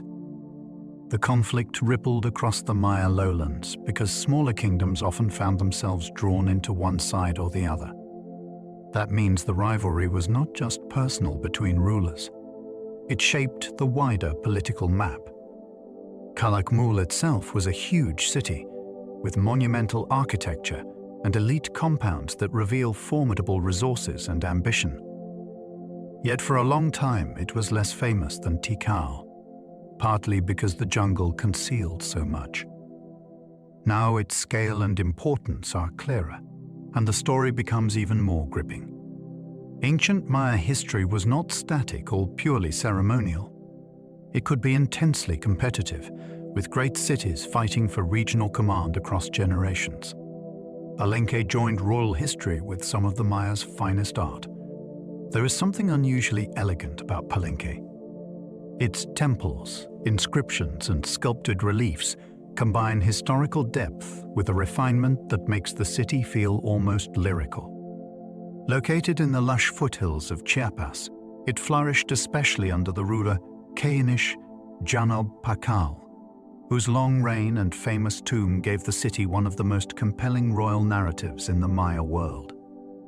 The Temple of the Inscriptions preserved both architecture and text in a way that lets us encounter dynastic memory with unusual intimacy. Palenque matters because it shows how power could be made beautiful without losing force. The carved panels, stucco work, and architectural compositions are not simply decorative. They are part of a program of kingship, ancestry, and sacred legitimacy. Yet they remain breathtaking as art. This fusion is what makes the site unforgettable. At Palenque, political history did not just survive in stone. It survived in some of the most graceful stonework the Maya ever made. Copon recorded dynasties in stone with extraordinary detail. If you want to feel how intensely the Maya cared about lineage and memory, Copon is one of the best places to look. In the valley of western Honduras, this city became famous for inscriptions, portraiture, and sculptural programs that preserve an unusually rich dynastic record. Its rulers marked time, ancestry, and legitimacy with remarkable care, turning stelae and monuments into instruments of political remembrance. The hieroglyphic stairway is perhaps the most striking example, a vast inscription built into architecture so that climbing the steps meant moving through text itself. That is an astonishing idea. It turns history into part of the physical experience of the city. Copon was also a place of artistic sophistication, with monuments that show subtle portraiture and elaborate iconography. What makes it so compelling is the sense that the city wanted to be remembered exactly, ruler by ruler. Through its carved stone, a whole chain of lives still speaks with unusual clarity. Chichen Itza blended warfare, pilgrimage, and celestial symbolism. This was a city built to impress many kinds of visitor at once. Chichen Itza, in the northern Yucatan, became a major center whose architecture reflects changing influences, martial imagery, ritual authority, and deep attention to sacred timing. The Great Pyramid, known as El Castillo, is famous for its relationship to light and shadow during the equinoxes, when descending forms seem to animate the staircase. That alone gives the city a striking connection to celestial order. Yet Chichen Itza was never only about astronomy. Its columns, warrior imagery, bulkcourt, sacred cenote, and broad ceremonial spaces suggest a place where military display, pilgrimage, sacrifice, and political theater all work together. It feels expansive and public, as though designed for crowds as much as kings. That is part of its power. The city gathered people through spectacle, belief, and authority, turning urban space into a sequence of experiences that could awe, intimidate, and orient whole communities. Caracal grew into one of the Maya world's great cities.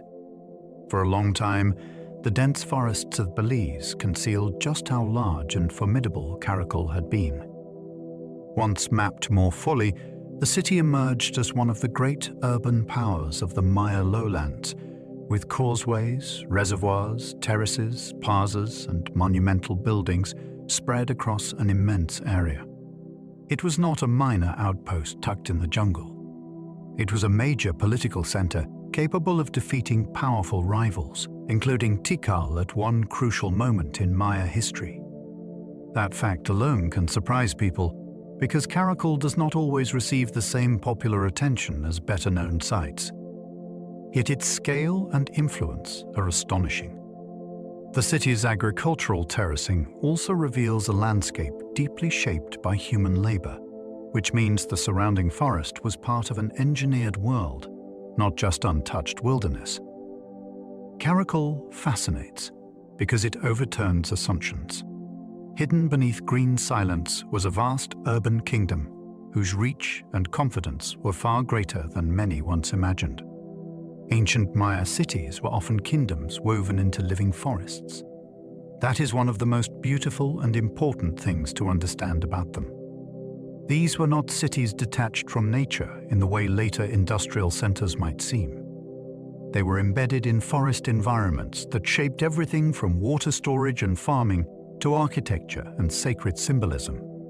Trees, limestone, rainfall, and seasonal uncertainty all influenced how Maya urban life worked. Yet these places were not small or informal. They were true kingdoms with dynasties, palaces, temples, plazas, inscriptions, and rivalries. The forest did not cancel urbanism. It gave it a distinctive form. Reservoirs had to be managed. fields and terraces had to support dense populations. Roads had to cut through difficult terrain. All of this produced cities that could feel both monumental and organic at once. Their fascination lies partly in that balance. They remind us that ancient urban power did not always flatten the landscape. Sometimes it braided itself into living ecosystems and ruled from within them. Ball courts made sport, ritual, and politics collide in public view. The Mesoamerican ball game was never just recreation. In many ancient cities, the ball court formed a charged public space where athletic competition, sacred meaning, elite patronage, and communal spectacle all met. Players moved within a setting that could symbolize conflict, cosmic struggle, or the passage between worlds. Rulers sponsored games, audiences gathered, and outcomes may at times have carried implications far beyond the court itself. The architecture reinforces that intensity. Long parallel walls focus sound, movement, and attention, turning the game into something theatrical, even before one considers its ritual significance. At major cities such as Chichen Itza, the court becomes monumental enough to feel almost overwhelming. That tells us something important. Public life in ancient cities was not divided neatly into entertainment here and religion there and politics somewhere else. The ball court fused them. It became a place where bodies, beliefs, and authority could all be put on display before the watching city. Cahokia built earthen monuments on a scale few expect. When people think of monumental ancient cities, they often picture stone. Cahokia changes that image completely. Near the Mississippi River, not far from modern St. Louis, this great city rose through earthworks so vast that they still surprise first-time visitors. Its largest mound, now called Monk's Mound, towers over the landscape and required an extraordinary movement of soil, basket by basket, carried and shaped by human labor. That alone tells you this was no scattered village. At its height, Cahokia was one of the largest urban centers north of Mexico, with plazas, neighborhoods, ceremonial spaces, and a population large enough to transform the whole region. The city also coordinated woodhenge-like timber circles and long-distance exchange networks that linked distant peoples. Cahokia fascinates because it proves that urban grandeur in North America did not need cut stone to be immense. It could rise from packed earth, careful planning, and the collective force of thousands working towards something larger than themselves. Great Zimbabwe thrived through stone walls, cattle wealth, and trade. In southeastern Africa, Great Zimbabwe became the center of a powerful society whose achievements still challenge old misconceptions about what ancient African cities could be. Its stone enclosures were built without mortar, yet the walls curve, rise, and hold with remarkable elegance and control. The most famous sections, including the Great Enclosure, create a sense of enclosure and prestige that feels deliberate and sophisticated, rather than merely defensive. Yet the city's importance was not architectural alone. Wealth in cattle helped sustain status and political authority, while long-distance trade connected Great Zimbabwe to the Indian Ocean world. Gold and other goods moved outward, while imported items such as glass beads moved in, linking the city to far wider networks than many people once imagined. What makes Great Zimbabwe so compelling is the union of local power and global reach. It was rooted in African landscapes and traditions, yet fully connected to wider systems of exchange and prestige. Axum raised giant stelae that still dominate the landscape. At Axum, in the northern Horn of Africa, stone was turned into a declaration of power on an astonishing scale.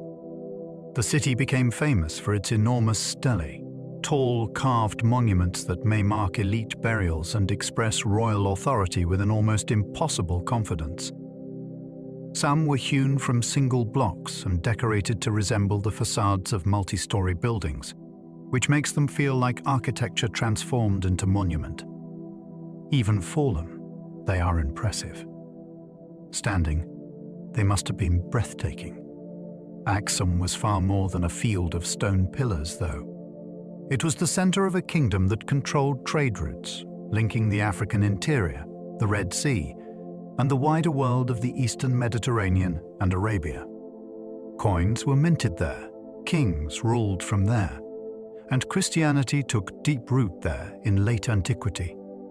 Axum fascinates because it joins engineering audacity, commercial significance, and religious transformation in one of Africa's great ancient capitals. Meroe forged iron and ruled south of ancient Egypt. For too many people, the history south of Egypt appears only as a shadow of Egypt itself. Nehor breaks that illusion. Centered in Nubia, this powerful city became the heart of the kingdom of Kush and developed a distinct identity that was not merely borrowed from its northern neighbor. It is famous for its pyramids, which are steeper and more compact than the Egyptian ones. But its deeper fascination lies in its industry and resilience. Meroe is often associated with large-scale iron production, to the point that some have called it a city of furnaces. Whether every dramatic claim is accepted or not, the evidence still points to serious metallurgical skill and an economy shaped by craft, trade, and regional power. The city also commanded routes that linked sub-Saharan Africa, the Nile Corridor, and the Red Sea world. Meroe matters because it reveals an African kingdom with its own strength, monuments, and urban sophistication. Leptis Magna turned North African wealth into splendid Roman streets. On the coast of modern Libya, Leptis Magna became one of the most dazzling cities of Roman North Africa. Its prosperity drew on fertile agricultural lands, maritime trade, and the advantages of being tied into the Roman imperial system. Yet wealth alone does not make a city unforgettable. Leptis Magna used that wealth brilliantly. Colonnaded streets, forums, baths, marketplaces, a harbor, and grand public buildings turned the city into a showcase of Roman urban magnificence adapted to African soil and light. The reign of Septimius Severus, who was born there, gave it an extra burst of monumental ambition, as imperial favor returned to the city in stone. What makes Leptis Magna so compelling is the sense of completeness in its ruins. You can still feel the choreography of civic life, the pride of local elites, and the way empire could transform a provincial city into something astonishing. It is a reminder that Rome's greatness was also built far from Rome. Volubilis carried mosaics and empire deep into western North Africa. At the edge of the Roman world in present-day Morocco, Volubilis shows how far imperial urban culture could travel and still feel vivid. The city prospered through agriculture, especially olive cultivation, and through its role as a regional administrative center.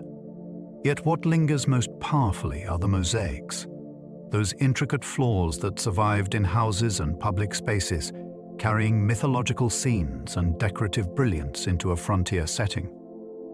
They reveal a city that was not merely occupied by empire, but actively participating in Roman styles of elite life, display, and self-image. At the same time, Volubilis remained shaped by local realities and histories older than Roman rule. That layered identity is what gives it charm. Here, empire did not arrive as a perfect copy of Italy. It blended with a Western North African landscape and produced a city both recognizably Roman and deeply regional. Volubilis fascinates because it feels like a cultural threshold, beautifully paved in stone. Caral in Peru may be the oldest city in the Americas. That possibility alone is enough to make Caral extraordinary. In the Soup Valley of Peru, this ancient settlement reaches back so far, but it forces a rethink of how early complex society developed in the Americas. Monumental platforms, sunken circular plazas, and carefully organized public spaces show that large-scale coordinated building was happening there thousands of years ago. What is especially striking is the age. Carroll belongs to a period comparable to some of the earliest great centers in the Old World, which means urban and ceremonial complexity in the Americas was beginning astonishingly early. The site also seems to have grown through systems of exchange linking coast and inland areas, with cotton, fish, and agricultural products helping sustain wider networks. Carroll fascinates because it feels both foundational and oddly quiet. There are no grand imperial narratives attached to it in popular memory. Instead, it stands as a deep origin point, a city from the dawn of Andean civilization. Chan Chan spread across the desert in walls of sculpted earth. On the dry northern coast of Peru, Chan Chan rose as the capital of the Chimu state and became one of the largest adobe cities ever built. Its scale is hard to grasp until you imagine a whole urban world made not from stone blocks, but from shaped earth that still carried decoration, hierarchy, and carefully organized space. Walled compounds, plazas, storerooms, ceremonial areas, and reliefs of marine creatures created a city that felt both grand and regionally specific. The desert preserved it in a way wetter climates could not, which is why its earthen architecture still speaks so vividly. What makes Chan Chan especially fascinating is the precision of its planning. These compounds were not random clusters. They expressed rank, administration, and controlled movement. The city seems to unfold as a sequence of enclosures and hidden interiors. In that sense, Chan Chan shows how even humble material can become monumental when design, labor, and political vision work together. Cuzco reshaped stone so precisely, blades can barely enter joints. The masonry of Cuzco feels almost impossible until you stand before it. In the Inca capital, builders shaped enormous stones so carefully that they fit together with extraordinary precision, often without mortar, their surfaces meeting in tight, irregular seams that resist both admiration and explanation at first glance. This technique was not just beautiful. It also helped the walls endure earthquakes because the stones could settle and move without simply collapsing. That practical brilliance is part of the wonder. Cuzco was the heart of the Inca world, a city organized with ceremonial, political, and symbolic significance that radiated across a huge Andean empire. Roads converged there, authority flowed from there, and sacred geography shaped its identity. Yet even among all those layers, the stonework remains unforgettable. It makes power feel tactile. Touching those walls means touching skill disciplined almost beyond belief. Cuzco fascinates because it turned mountain stone into a statement of imperial intelligence and endurance. Tiwanaku grew powerful beside the cold waters of Lake Titicaca. High in the Andes, near Lake Titicaca, Tiwanaku became one of the most remarkable centers in pre-Columbian South America. Its environment was severe, with altitude and cold shaping every possibility of life. Yet the city rose into a place of ritual authority, political influence, and agricultural innovation. Monumental stone architecture, carefully cut gateways, sunken courts, and sculpted figures gave the site a distinct visual language that still feels solemn and commanding. What makes Tiwanaku especially fascinating is the way it paired monumentality with adaptation. Raised field agriculture around the lake helped manage frost and moisture, supporting populations in conditions that might otherwise seem hostile. This was not grandeur in easy country. It was grandeur built through close knowledge of a demanding landscape. Tiwanaku also projected influence far beyond its core, helping shape religious and political worlds across parts of the Andes.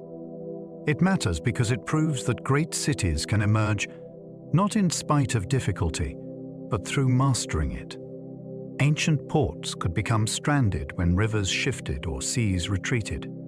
A port can look permanent when ships crowd its harbor and warehouses line the shore, Yet geography rarely promises loyalty forever. In the ancient world, cities often depended on coastlines, river mouths, and channels that seemed stable enough to build fortunes upon. Then nature moved. Rivers silted up. Deltas advanced. Sea levels changed. Harbors that once opened onto busy trade routes could end up isolated from deep water, leaving quays stranded inland like relics of a vanished coastline. This is one of the strangest forms of urban decline because the city's own success may have helped cause it. Trade, agriculture, and settlement upstream could accelerate sedimentation and transform the very waterways that sustained prosperity. The result could be slow abandonment rather than dramatic destruction. A maritime city might survive for a while in diminished form, but its old advantage was gone. These stranded ports fascinate because they show geography as a partner that can quietly walk away. Some cities died not by war, but by drying water. That kind of collapse feels especially haunting because it can begin almost invisibly. A city may keep its walls, temples, markets, and houses, yet if springs weaken, rivers shift, rainfall fails, or irrigation systems break down, the whole urban fabric begins to fray. Water is not just one resource among many. It is the daily pulse of cooking, washing, farming, craft production, and survival itself. When it disappears, everything else becomes harder to hold together. Some ancient settlements declined because drought struck repeatedly. Others suffered because deforestation, overuse, or neglected infrastructure made water less reliable. In such cases, ruin did not always arrive with flames or invaders. It arrived with longer walks, weaker harvests, smaller populations, and a growing sense that the city could no longer support the life it once promised. That kind of death is powerful to imagine because it feels both mundane and absolute. A great city can unravel simply because thirst becomes stronger than memory. Others collapsed when trade routes quietly moved somewhere else. Not every urban fall came with a famous siege or natural disaster. Sometimes decline arrived through silence. A route that once brought caravans, sailors, and merchants past, the city shifted to a safer harbor, a new road, a rival oasis, or a different political network. At first, the change may have seemed manageable. Fewer goods, fewer visitors, fewer opportunities. But over time, that meant fewer taxes, less investment, less reason for artisans, brokers, and officials to stay. A city built on movement could not remain fully alive when movement chose another path. This kind of decline is especially fascinating because it shows how much urban greatness depends on invisible currents of connection. Roads and exchange networks are easy to take for granted while they flow. Once they change, a city may find that its monuments are not enough to save it. Prosperity can be surprisingly portable. It can leave one place and accumulate in another without announcing its departure. Earthquakes, floods, and fire could end centuries of urban life. Ancient cities often looked solid, yet many stood on dangerous ground. A severe earthquake could topple temples, crack walls, shift foundations, and destroy confidence all at once. Floods could drown streets in mud, rot stored grain, and fill buildings with silt so deep that recovery became painfully slow. Fire could race through timber roofs, workshops, and crowded neighborhoods with terrifying speed, especially in places where lamps, ovens, and furnaces were part of daily life. What makes these disasters so gripping is that they did not simply damage architecture. They shattered routines on which urban existence depended. Storage, water supply, administration, and social order could all fail together. Some cities rebuilt with astonishing determination, layering recovery on top of ruin. Others never fully returned. Archaeology often catches these moments in stark form: a burn layer, a collapsed wall, a buried street. Through them, we see that even the longest-lived cities were never immune to sudden physical catastrophe. Reused stone let newer cities cannibalize the monuments below them. Ancient ruins were not always admired as heritage. Very often they were quarries. A fallen temple, abandoned forum, or crumbling wall represented something deeply valuable to later builders, ready-cut stone lying where someone else had already done the hardest work. Columns could be dragged away, blocks lifted into churches, mosques, houses, and fortifications. Inscriptions turned sideways into foundations, carved reliefs buried in secondary walls. This process happened across the ancient and medieval world, and it profoundly shaped what survives for us now.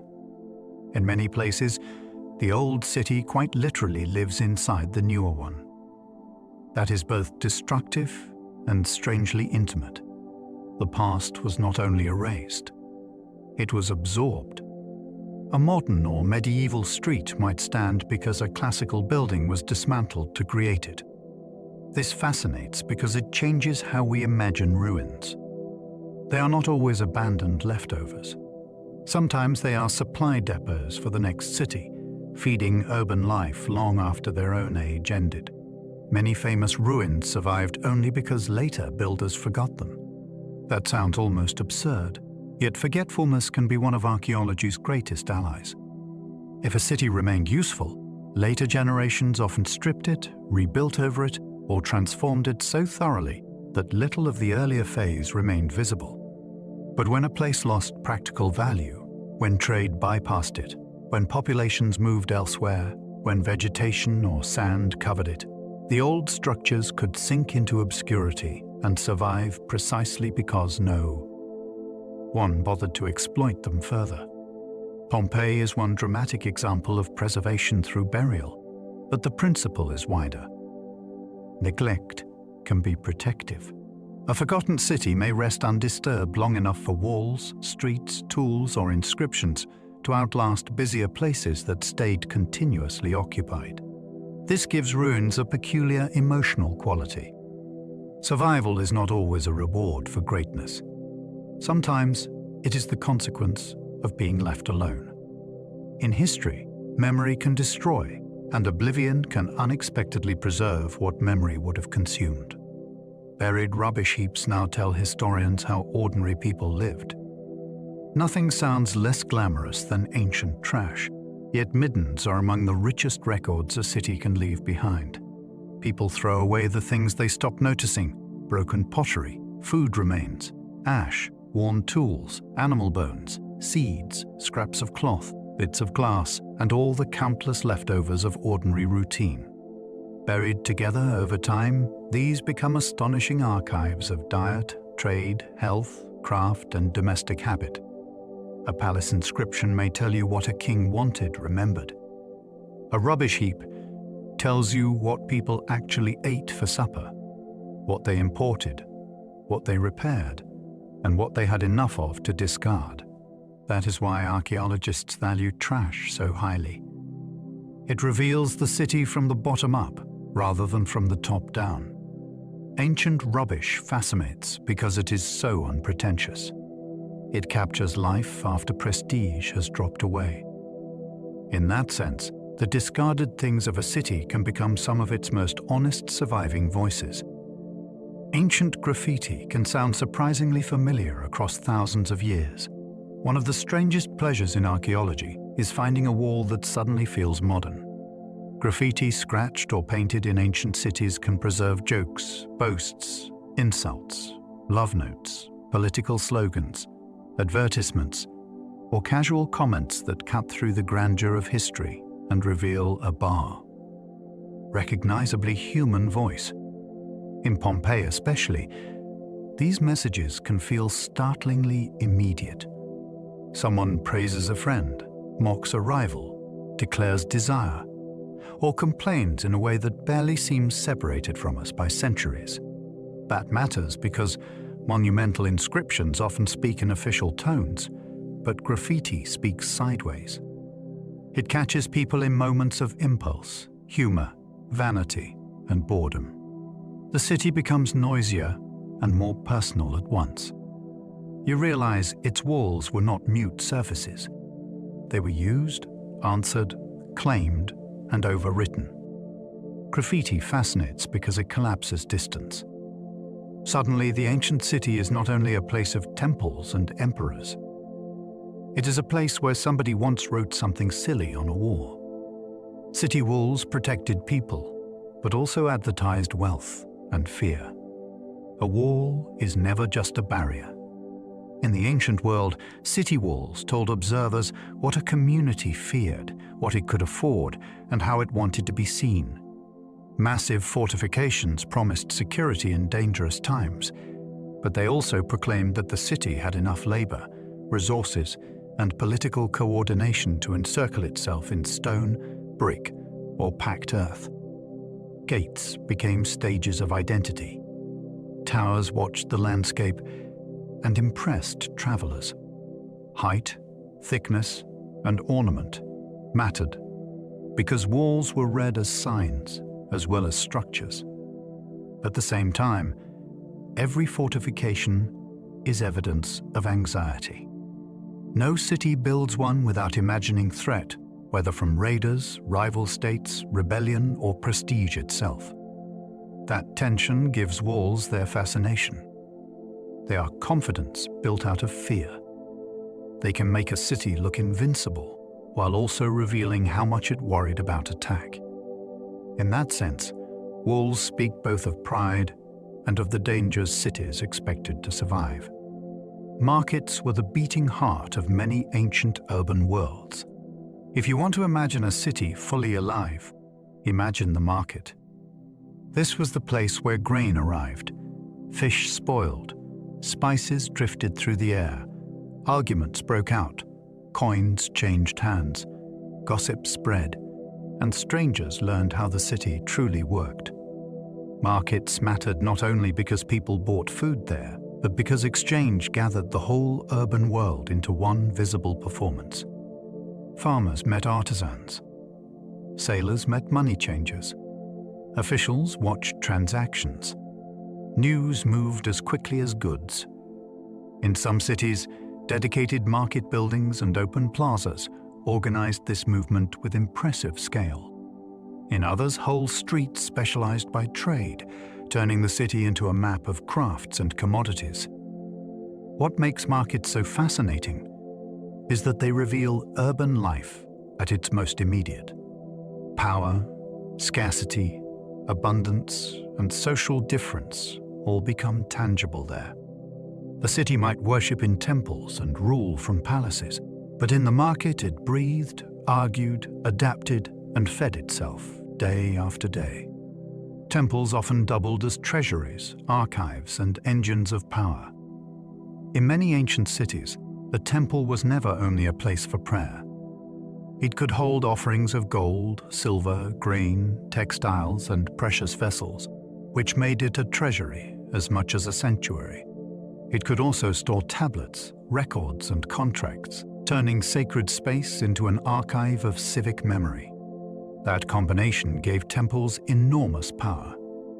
Priests managed wealth, oversaw ritual, and often stood close to rulers who needed divine approval for taxes, war, and law.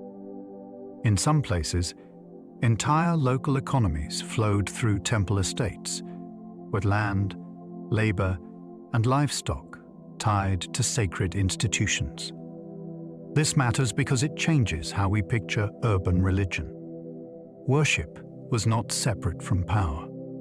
It was one of the ways power was organized, justified, and made visible. A towering temple could inspire awe, but it could also collect rents, preserve official decisions, and anchor the city's resources under the gaze of the gods. Ancient streets could smell of incense, smoke, animals, and bread.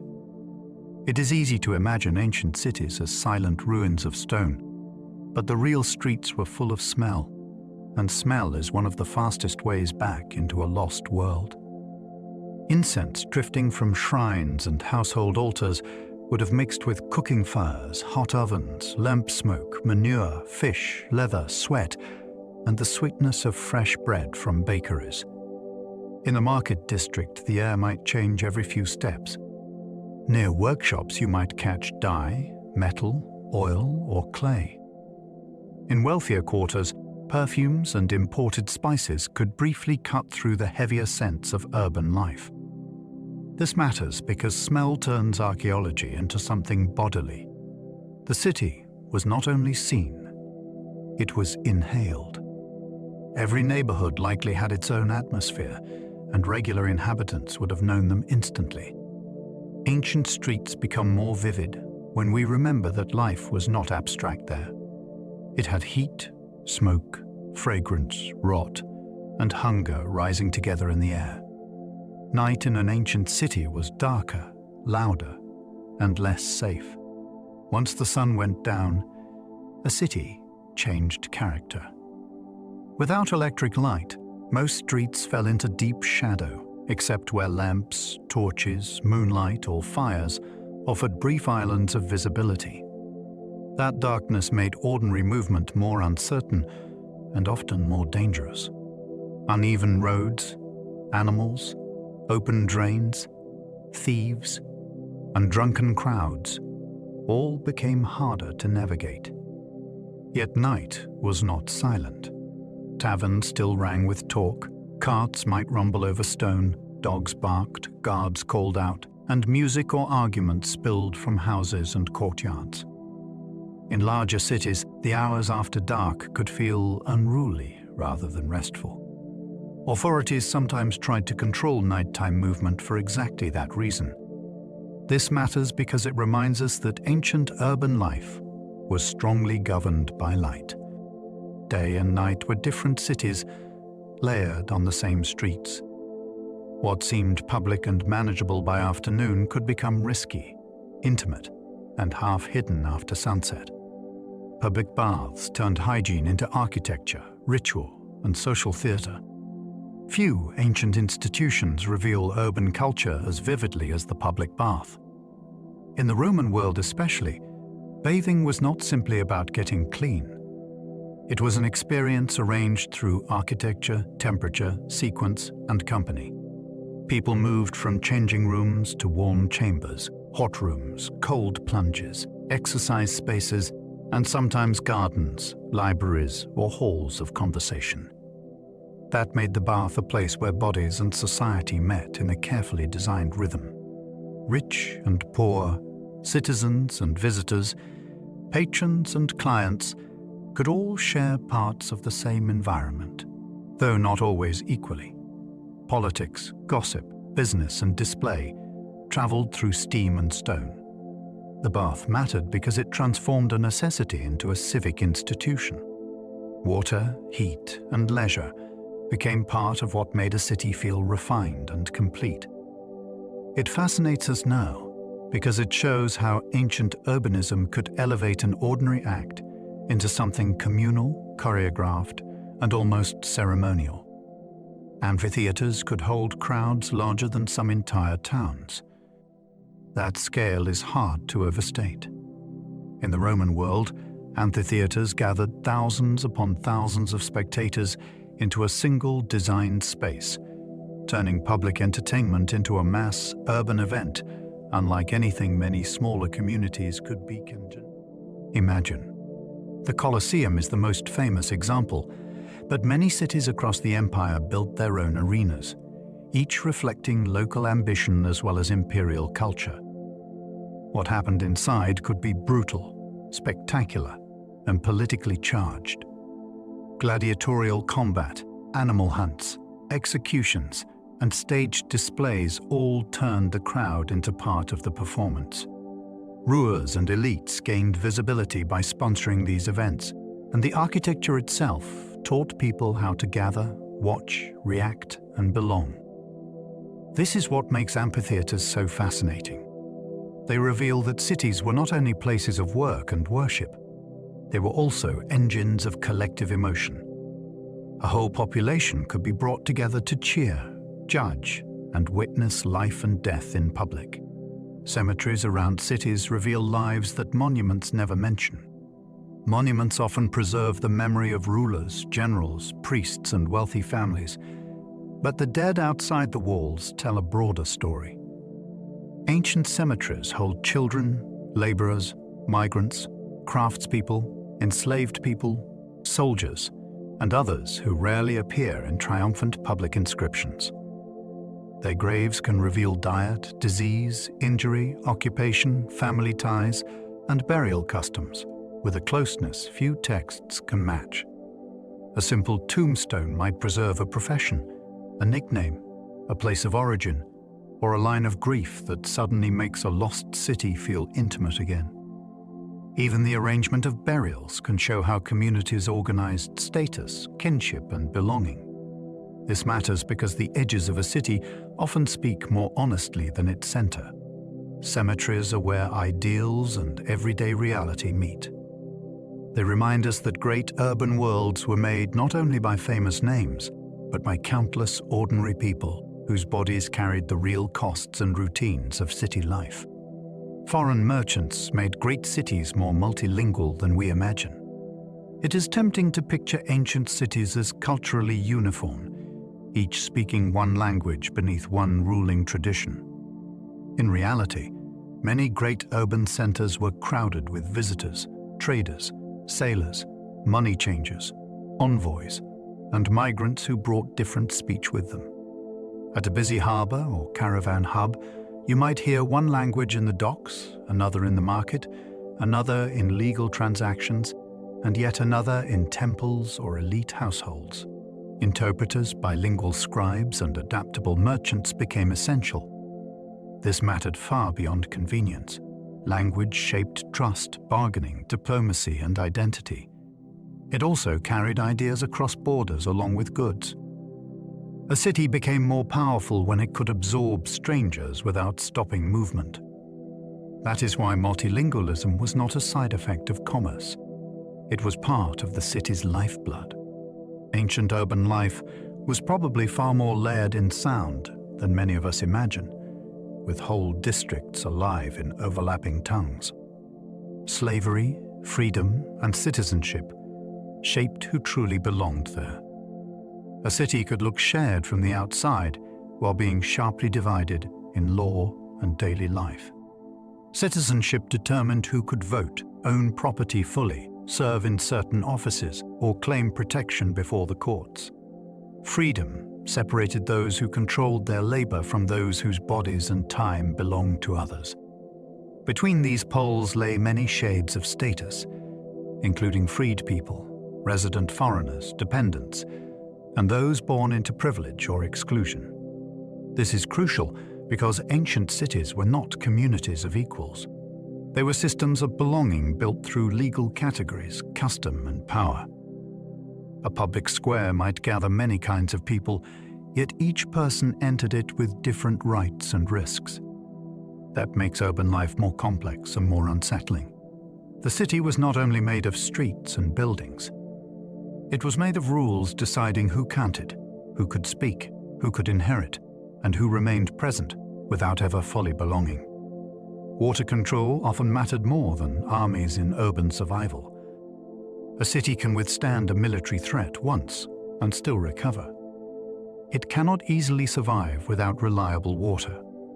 Springs, aqueducts, canals, wells, cisterns, and drainage systems determined whether dense populations could eat, wash, build, manufacture, and endure dry seasons or siege. In some places, the most impressive feat of rule was not conquest at all. It was maintaining reservoirs, clearing channels, and making sure water reached fields and households when needed. This mattered because water management quietly supported everything else. A palace might symbolize authority, but an irrigation network made that authority real. Even warfare often turned on it, since cutting a city's water could be more effective than storming its walls. The deepest lesson is that urban power often rested on invisible infrastructure rather than visible glory. A successful city needed engineers and planners as much as soldiers. Control the water. and life could continue. Lose it, and even the strongest city could begin to fail. Writing let cities remember taxes, treaties, prayers, and kings. Once writing entered urban life, memory changed forever. A city no longer had to rely entirely on spoken recollection, custom, or the fragile continuity of living witnesses. It could record taxes owed, deliveries made, laws issued, boundaries agreed, prayers offered, royal names, and the terms of alliances. That transformed administration, but it also transformed identity. The city could now keep a version of itself outside the minds of its inhabitants. Archives became storehouses of continuity. Inscriptions turned walls into statements. Seals and documents made transactions legible across distance and time. This mattered because writing allowed urban systems to grow more complex without dissolving into confusion. It also made cities more durable in memory, even after their buildings fell. We know many ancient cities at all because their words survived in clay, stone, papyrus, or parchment. Writing fascinates because it gave cities a second body, one made not of brick and wood, but of records that could outlast both rulers and walls. Ancient capitals often staged power through processions and ceremonial routes. A capital was not only a place where rulers lived, it was a stage on which rule had to be seen. Processional roads, monumental gates, stairways, plazas, and avenues allowed power to move in public with choreography and purpose. A king entering a city, a god's image carried in festival, tribute bearers approaching a palace, or officials walking prescribed routes, all turned architecture into political theatre. The city itself became part of the performance. Narrow approaches could build suspense. Broad avenues could magnify scale. Elevated terraces could make rulers seem distant and almost superhuman. This matters because ancient power did not rely only on force or law. It relied on managed spectacle. People needed to feel hierarchy with their eyes and bodies. Ceremonial routes taught them where authority came from and how it traveled through the urban landscape.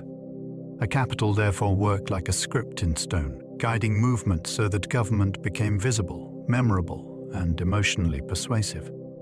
Some rulers rebuilt cities to make conquest look inevitable. After taking a city, a conqueror could do more than occupy it.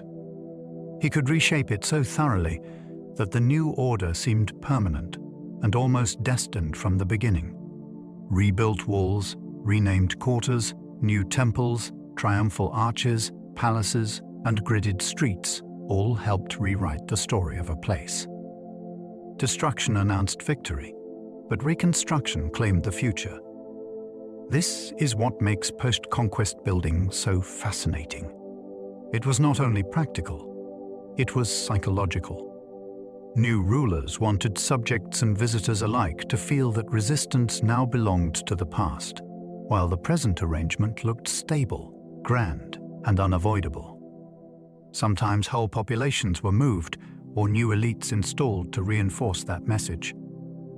The rebuilt city became propaganda in stone and brick. It said, without needing words, that the conqueror had not merely taken possession. He had become the new author of the landscape. In that way, architecture could make domination feel less temporary and more like fate. Founding myths helped cities claim divine favor and ancient destiny. Very few cities were content to say they began through ordinary settlement. Great cities wanted a story worthy of themselves. So they traced their origins to gods, heroes, miraculous signs, sacred ancestors, or chosen events that placed the city inside a larger cosmic order. Rome tied itself to Aeneas, Mars, and the she-wolf. Other cities claimed founders guided by prophecy, revelation, or divine approval. These stories mattered because they gave urban identity emotional depth and political usefulness. If a city's birth was sacred, then its laws, cults, and ambitions could appear sanctioned by something older and greater than any current ruler. Founding myths also helped bind diverse populations together. People who did not share blood could still share origin through story. This is what makes them so powerful. They are not just charming legends. They are tools of belonging and authority. A city's first tale could shape how it understood its place in history for centuries afterward. Coins spread a city's symbols far beyond its own walls. A coin is a small object, but in the ancient world it could carry a city's image astonishingly far. Minted with temples, gods, rulers, local emblems, or proud inscriptions, coins turned economic exchange into a form of publicity. Every transaction sent the city outward. A merchant, soldier, pilgrim, or sailor might carry those symbols hundreds of miles away, placing the city's identity into foreign hands and foreign markets. That mattered because coins moved constantly and crossed boundaries more easily than monuments ever could. They also revealed what a city wanted, associated with its name. Some advertised divine protection. Others highlighted civic pride, dynastic loyalty, military success, or famous landmarks. In this way, money became miniature propaganda, repeated and trusted because people used it every day. Coins fascinate because they show how cities could circulate themselves. A distant town might never see the city's gates or temples, yet still know its symbols through silver, bronze, and gold, passing from palm to palm. Roads turned certain cities into hubs of empire and information. A city at the meeting point of roads gained more than convenience. It gained momentum. Armies could arrive faster, taxes could be collected more reliably, officials could move with greater control, and merchants could predict routes with more confidence. Along with goods came news, rumors, letters, decrees, and intelligence. That made road hubs especially valuable to empires because they concentrated movement and made wide territories more governable. You can think of such cities almost as knots in a great net. Pull there, and distant regions responded. This mattered in practical ways every day.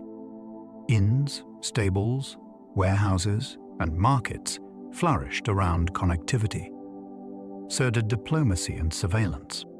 A road system, therefore, did not just link cities. It ranked them. Some became more important because they stood where messages and bodies had to pass. These places fascinate because they reveal how urban greatness can grow from circulation itself. A city becomes powerful when it turns movement into control, profit, and knowledge. Lost cities are often rediscovered because landscapes keep changing. A ruin can hide for centuries, then suddenly return to view because the land around it shifts in some revealing way. Riverbanks erode. Drought lowers water and exposes stone. Forest cover thins. Sand moves. Farming cuts into a mound. Storms wash away topsoil and uncover walls, ceramics, or carved fragments that had been concealed for generations. This is one of the most exciting things about ancient cities. They are not always found by heroic treasure hunters following clear clues. Sometimes the landscape itself begins to speak. A field produces too many bricks. A strange outline appears on a hillside.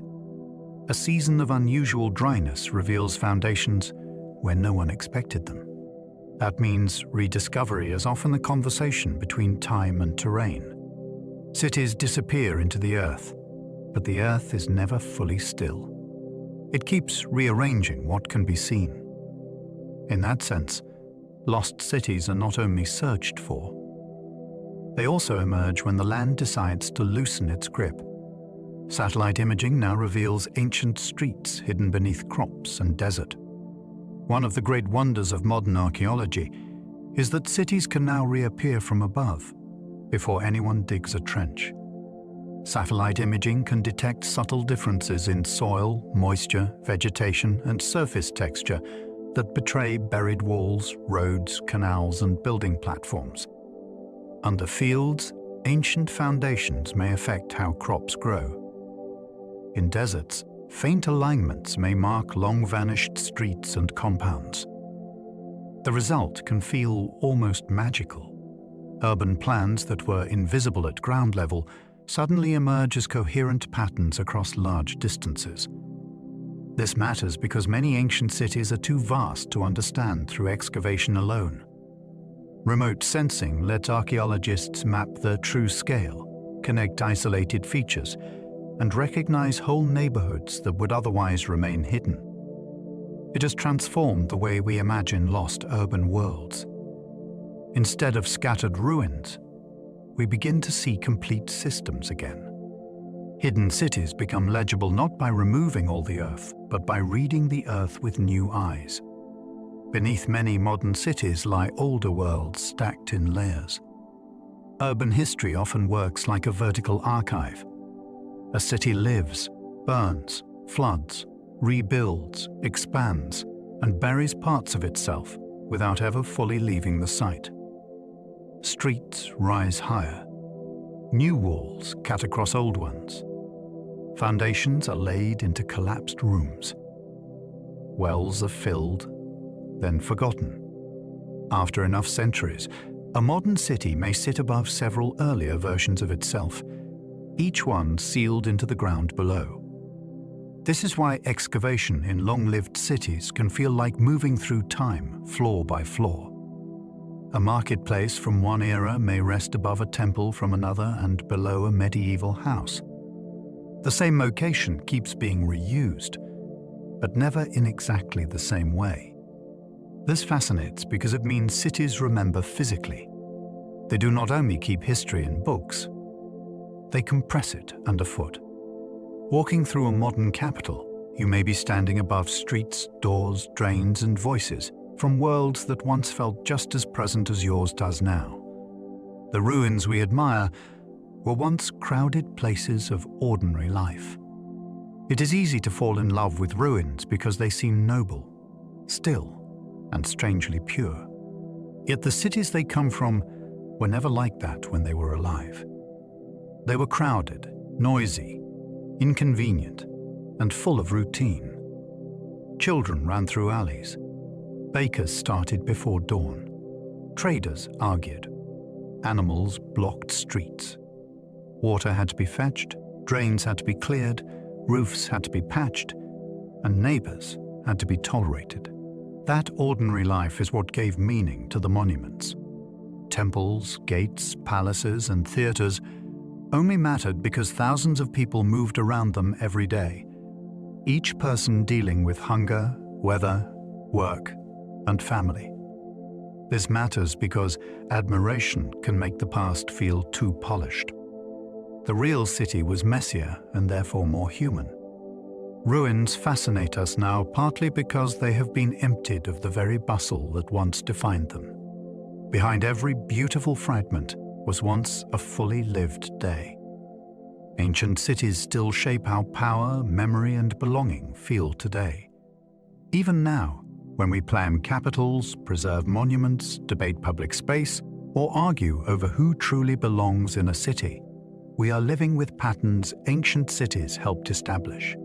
They taught humanity how architecture can stage authority, how walls can divide and define, how roads can concentrate movement, how sacred places can anchor identity, and how writing and ritual can turn a baya, settlement, into a remembered world. They also left harder inheritances: inequality, exclusion, imperial display, and the struggle over whose history gets built into stone. This is why ancient cities matter so much beyond archaeology. They are not just old places. They are early experiments in how humans gather at scale and give meaning to that gathering. When we look at them, we are often looking at the beginnings of habits we still recognize in ourselves. Their ruins feel distant, yet their logic remains uncannily close. still shaping how we imagine civilization, citizenship, memory, and home. As our journey through ancient cities comes to a close, we can leave those old streets behind us for now. We've wandered through the first great centers of human life, past walls that once guarded empires, temples that held treasure and prayer, markets filled with voices, and roads that carried news, armies, and dreams across the cruel world. We've stood beneath pyramids and palace gates, traced lost capitals through desert and jungle, and looked down into ruins that were once busy with bakers, merchants, rulers, children, animals, and firelight. And now, those places can begin to grow softer in the mind. The stone can cool. The voices can fade. The great avenues can empty. Lamps can dim behind distant doorways, and one by one, the cities of the ancient world can fall still beneath the night. If you enjoyed this journey through ancient cities, you can like, subscribe, or share a thought below. It helps more wandering minds find their way here, one sleepy soul at a time. And if you happen to still be awake, there will be another video on your screen, ready to carry you a little farther into history, mystery, and rest. But for now, there is nothing else you need to do. Let your breathing slow. Let your shoulders loosen. Let the day drift farther away. And as those ancient streets sink back into darkness, you can let your own thoughts grow lighter, quieter, and more distant too. Thank you for spending this time here with me. Sleep well, and good night.